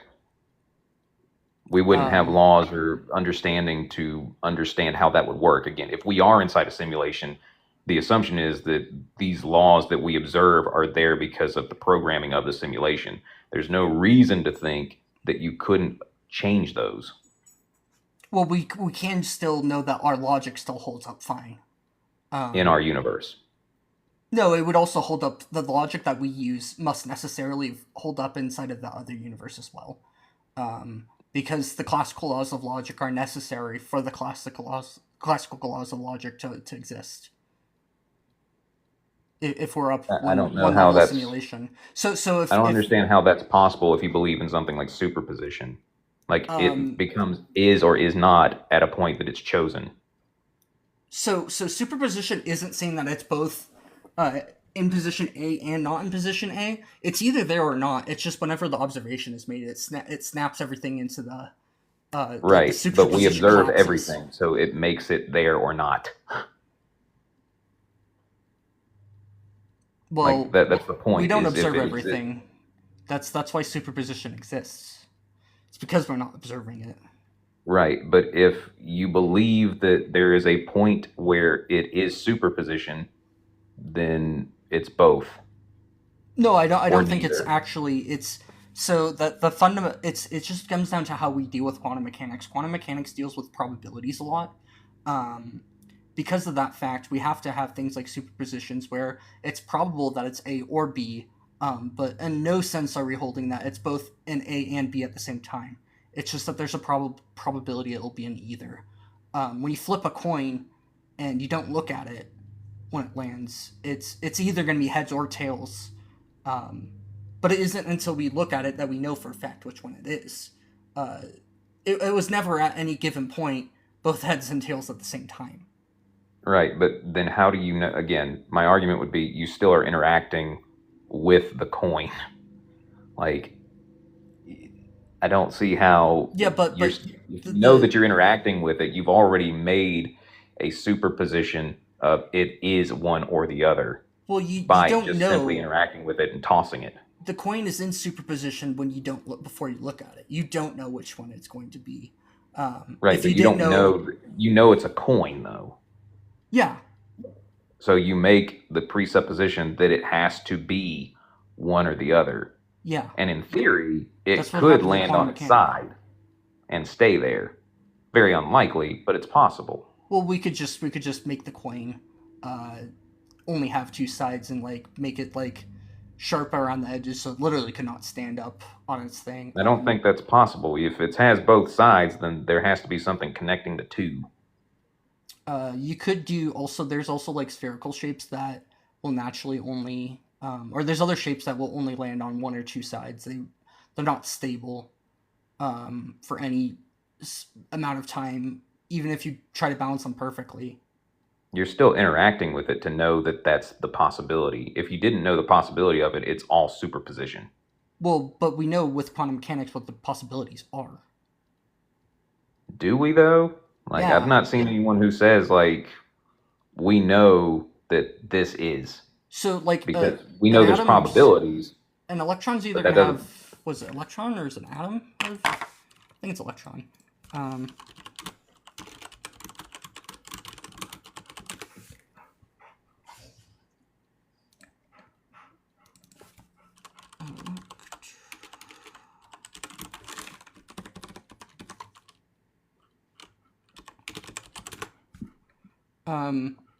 Yeah, so we know for a fact that like electrons only have an up or down spin. So it's going to be one or the other, but without observing it, it could be in like a superposition where we don't know which one it is. But you observed it doing that. Well, having yes, an up or down it's based spin. off of previous understanding of things. Right, but how would you, again, you're interacting with it. How do you know that you're not, you're interacting with it, that's what it does? Are we? Is the point here that like quantum mechanics violates some law of logic? I think it does. I mean, Which on a one? on a pretty big scale. Because Which one? Yeah, because if again, you're going to when say you have this, things popping in and out of existence and existing in superposition, you don't have something like causality. Because it can't be until something is, it is not, or it is. But like, okay, I'll just like which Why do you think quantum mechanics violates? Excluded middle, non-contradiction, identity. I'm saying it violates the laws of causality because it's either neither or both. well, that's not a law of logic. Like, you have to use the law of logic if you want to say that there's a contradiction. It has to Like, do you understand that when we bring up logic, we are talking about like the classical laws of logic? the law of non-contradiction, excluded middle, and identity. So a contradiction is usually a violation of the law of contradiction or of non-contradiction, because it is affirming P and not P. So a proposition and its direct negation. So that's why we like if God was to But exist if you both don't know that inside, it's either or, how does that violate the law? well, we Well, do know I for was You haven't asking- interacted with it, so you can't say that it is or is not. Right, I was asking if you think quantum mechanics violates some law of logic, and you said yes. So I was just wondering which one it violates. to I you. mean, you just gave me one, and I said, well, if you know that you've interacted with it, that's how it is. If you didn't interact with it, you wouldn't know. So we have no reason to think that that whenever we're not observing a particle, it doesn't have an up or down spin, or an electron. Why not? Because all we've ever seen is that We've interacted with it. yes, I understand. So if you didn't but- interact with it, how would you know? But we literally have all the evidence to support the idea that the law of non-contradiction is upheld. Because we've never seen a direct contradiction ever. So you'd have to show that there is a possibility that a contradictions exist before we'd even like entertain this idea. We literally have like You either have to interact with it to observe it or not. That doesn't mean you made the observe. Again, it's like perfect. this is a I fact. actually know. I but know it's the way around being this. interpreted that way I'll just uphold because some- you observed it that way. I can just uphold phenomenal conservatism that we're granted that seemings are fine to believe, as long as that there's no reason to believe that's not the case.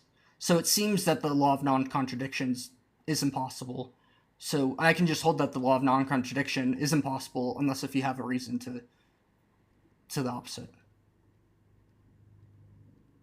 You're going to have to repeat that again for me. So phenomenal conservatism is the idea that our seemings are that you can believe in seemings, as long as there's not You can believe in a what? reason. You can believe in seemings. So like it seems that my senses are real, and as long as I don't have something that in my worldview that makes that would make my seemings possibly not what they.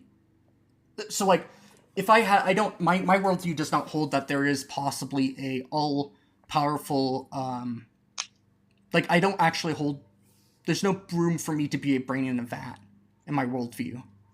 So I Why? can because I just don't believe that that's what I am. I think that my senses are real. We have evidence for that, and that there's no evidence against my seemings that my senses are real.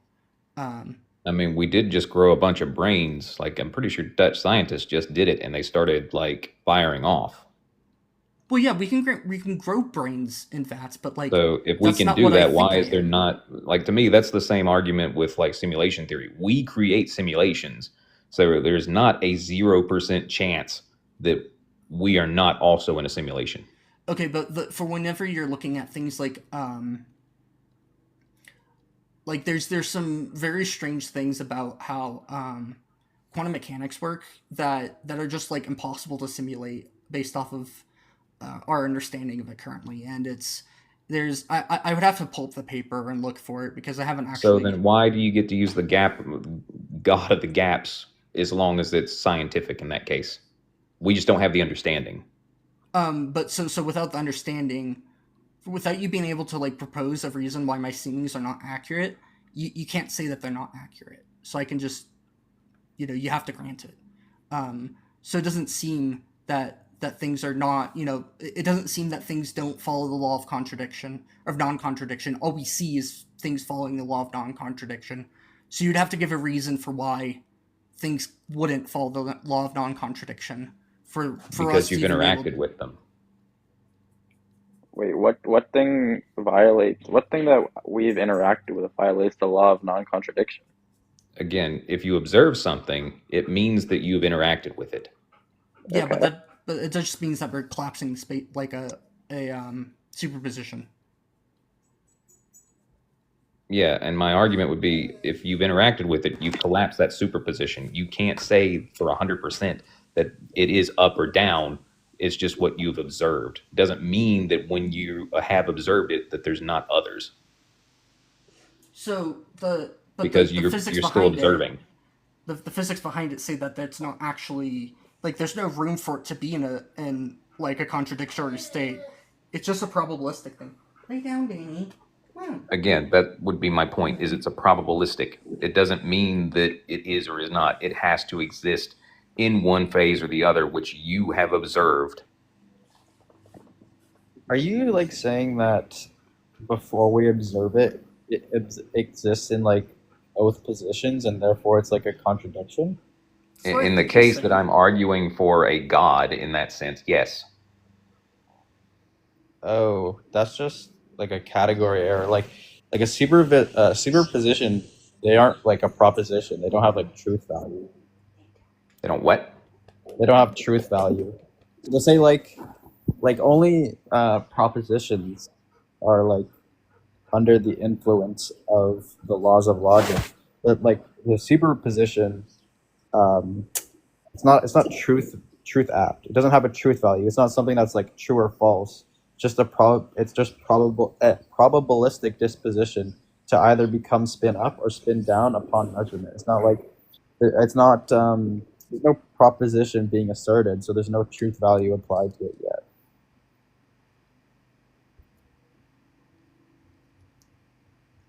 Again, so my argument for that would be, so you're saying it is or it isn't. Like, you can say whether or not that's true. Like, I feel like you're getting into a semantic point there. Well, not really. It's just how, cause like to say that it violates the law of logic, It needs to like be things that can like be violated under the laws of logic, and logic deals with propositions, so like P and not P. If I don't have P, I can't have not P because there is no P to begin with.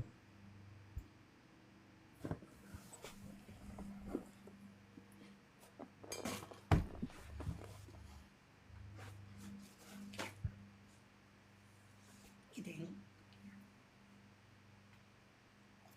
Cole, Danny's being a needy boy right now.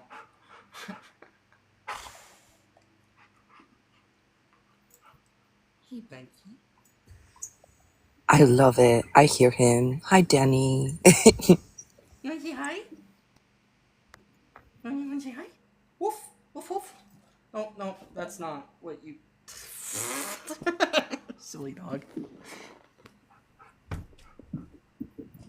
Here, come here, buddy. Come up on the couch next to me. Come here, Danny. Come here. Come here. There you go. Big jump.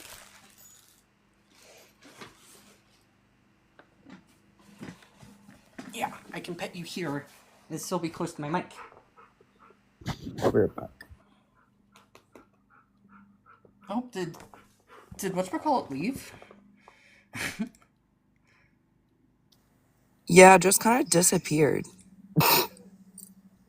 I'll invite him back.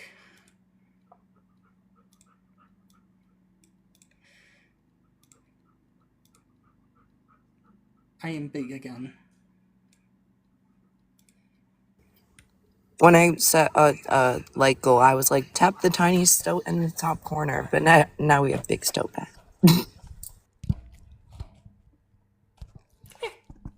What's this? What's this, buddy? Danny, what's this? Danny, what's this? What's this? Look at it. I'm trying to get Danny to sniff the mic.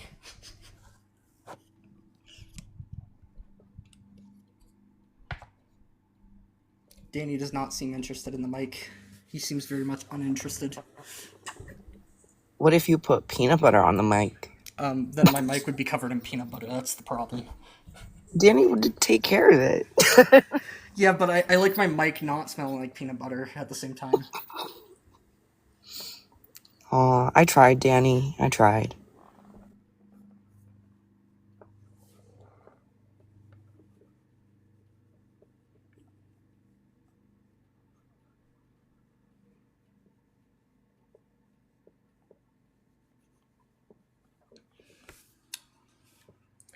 Yeah. Do we have anybody else? Don't she? I can invite someone if no one else is requesting. We must clearly debate Dusty. Dusty is no. If did you see Cake repeatedly saying that God is real in the chat and people like freaking out over him? Yeah. He had to be like, I'm kidding, guys. I'm kidding. Relax, buddy. You're okay here. You're not gonna die. I know Daddy's outside mowing the lawn.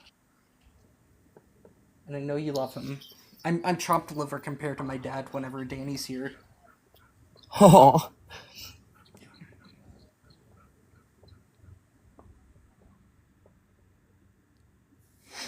Yeah, am I chopped liver? Yeah, I'm chopped liver.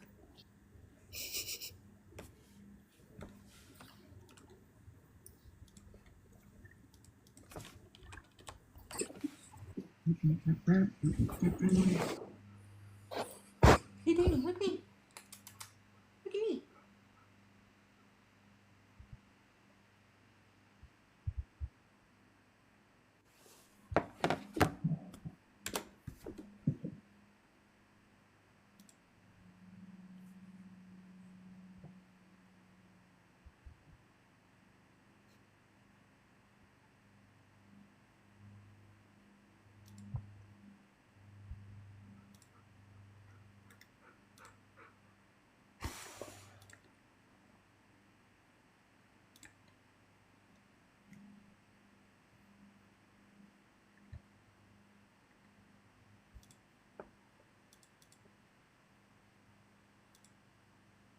Where are you? Image, add, select image, downloads,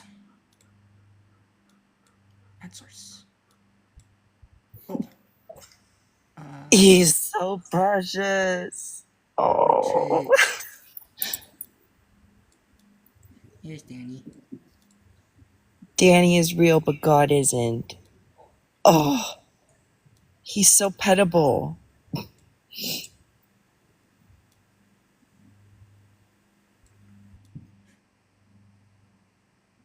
Danny is down the stoat.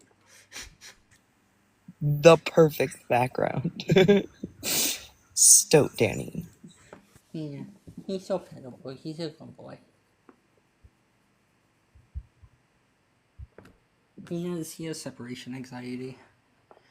So whenever yes Mag, I'll give you pets. I'll pet the dog for you.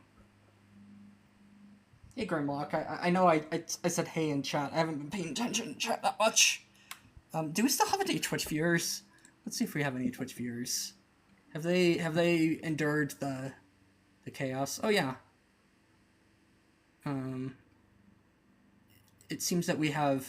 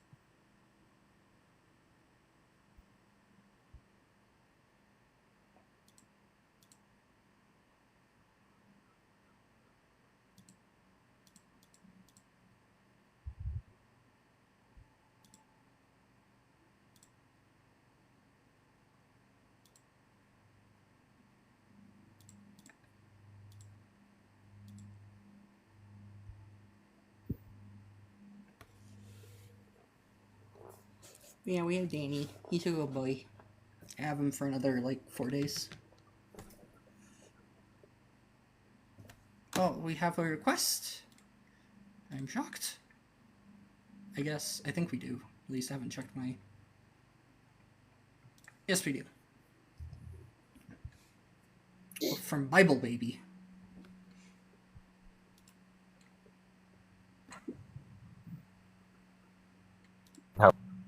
Hi. Could I just get your age for TikTok terms of service? 36. Okay, you're old enough. You just have to be over 18. Do you believe in a God? Yes. Do you specify, what God? Are you, Christian?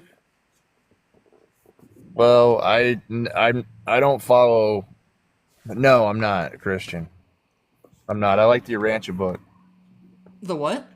Which, I mean, the Urantia book, and I put it into chat because people have a hard time spelling it, Urantia, but it does talk about Jesus and gives you the full story about Jesus.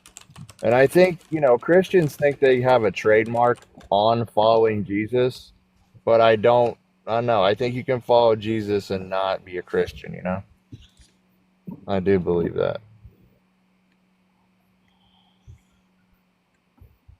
But that's helped a couple of my friends who are on the verge of atheism. They said they would be an atheist if they hadn't come across that book, which I understand because it explained everything, every question I ever had. I've read it 4 times cover to cover. Every question I ever had, it just tied up every loose end.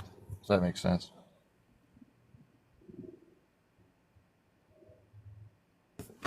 So it's holding to the idea of like omniscient, omnipresent, omnipotent, infinite, and eternal.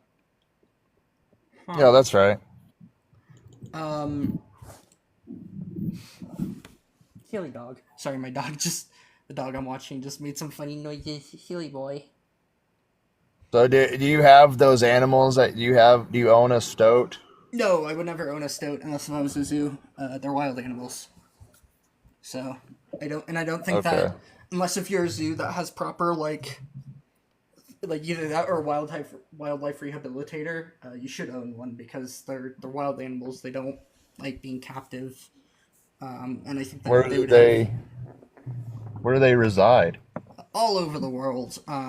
So a stoat is just a species of weasel, literally what it is. Oh. They basically exist in most of like all of Canada, basically, all of Russia, and Are like they- the northern half of like most of the country or most of the world. So are they pretty common in Canada? Like, are they like as common as squirrels and stuff? I think they're probably going to be a little bit less common because they eat squirrels and other Oh, animals. crap. Yeah. They'll eat bunnies that are 10 times their own weight. They'll gladly go after them. That's crazy. I didn't expect that. Yeah, they're little menaces. But yeah, I hope that helps you out. Did you have? I mean, I guess your main argument would be, well, the Bible has these errors in it, but the truth is, yeah, the Bible does have errors in it, but you can't. That's not an excuse for atheism. Well, so I would probably run the argument that God, that this idea of a mind that created the universe is just incompatible with logic itself, and that logic is transcendental, and there's no like if you abandon logic, I just think that reduces your worldview into absurdity if you have to abandon logic for it to still exist. You didn't really make an argument, though. Well, so that the general principle is that God requires time to create, but to create time, he must exist outside of time. So you're affirming that God is inside of time, and that God is not inside of time. So it's a direct logical contradiction. So it just Well, there's answers to that, like the Trinity sort of. That's where the Trinity part comes in, the Trinity that I believe in is a little bit different. It doesn't include Jesus and it doesn't include the Holy Spirit, but I do believe the Trinity is necessary, and it helps liberate God the Father from the limitations of primacy, of inherent in being infinite and absolute. And it allows, so there's an eternal relationship between these three people, and that allows for change to take place, a universe of time and space, and space itself may also always have existed, eternally. But there you go. That's really all I wanted to. That's as far as I really want to go with this conversation. I passed you on that book. It may prove useful to you, it may not. okay. Well, they were here in and out real fast. Yeah, I would like to ask questions about he's like it answers all the questions that I had, and I'm like, well, I have some logical conflicts that Yeah, I mean, it didn't solve the addresses it issue all. with them existing in and out of time. Exactly.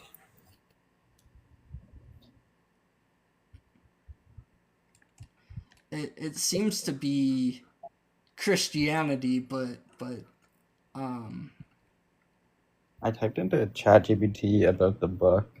And there's some weird things. Apparently, like the first humans were 1 million years ago. Apparently, 6 colored races are said to have emerged from early humans: red, orange, yellow, green, blue, and indigo. I don't know if that's true, but that's what ChatGPT is telling me. Gay! It's gay! Oh wait, it's lesbian. I don't know if TikTok is gonna GAY. I love it. my Danny boy. Did you see the Danny boy, please? The picture, the horizontal one, I think I did. Oh, okay, it's vertical now.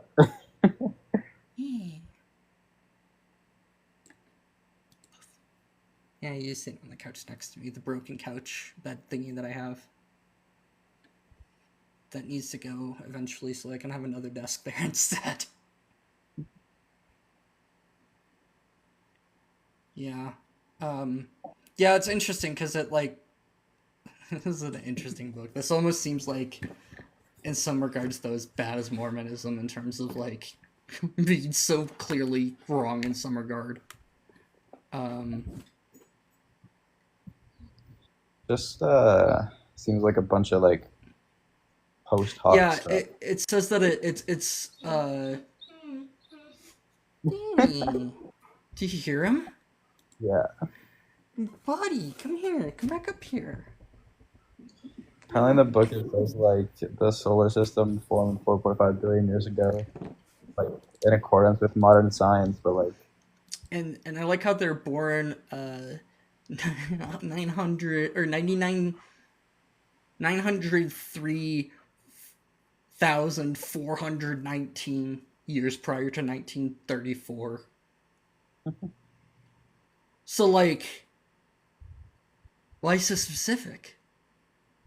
I don't know. I don't see any difference between this and being like writing a book like the magic fairy god created the Earth 4.5 billion years ago, and then planted the first life form on Earth, and then through its power helped it evolve into what we have today. It's literally the same explanatory power and the same ridiculousness.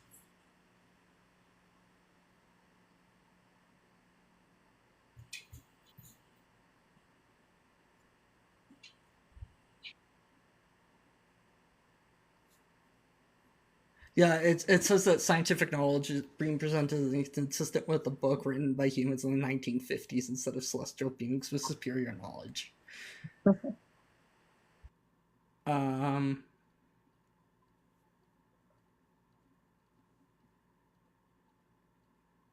It does not support the Big Bang Theory.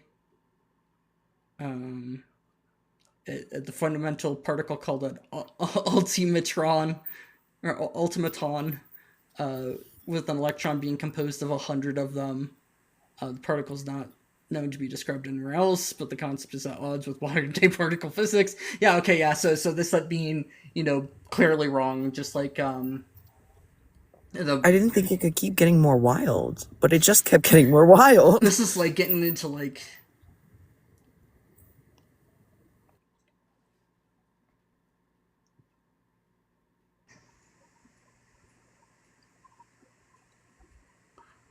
Gardner and Block note that page 85 appears to have been taken from the first 8 chapters of Origin and Evolution of Religion by Edward Washburn Hopkins. Each section of the paper corresponds to a chapter in the book. Yikes.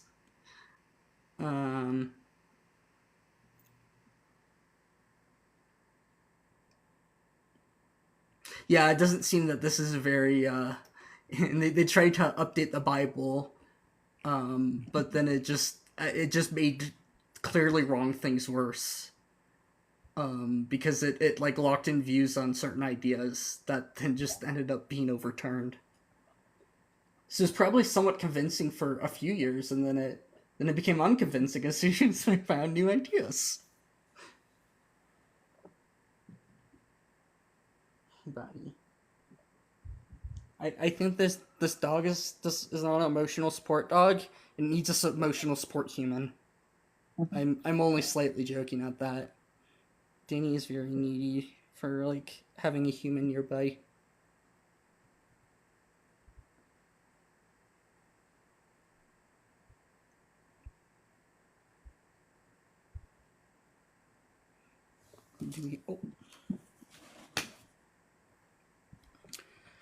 Let's see, do we have any...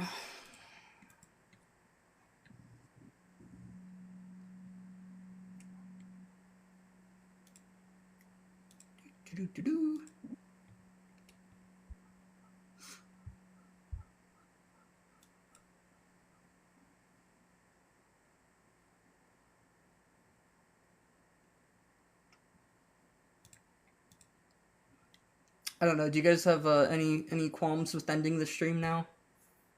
No, I gotta cut the grass anyway. Oh, okay. Well, that was No. fun. So I had a thank good you. time. Yeah, thank Thanks, you, friends. everybody. Thanks, bye. Bye. Bye. All hail the all-powerful Stoat. Hail him.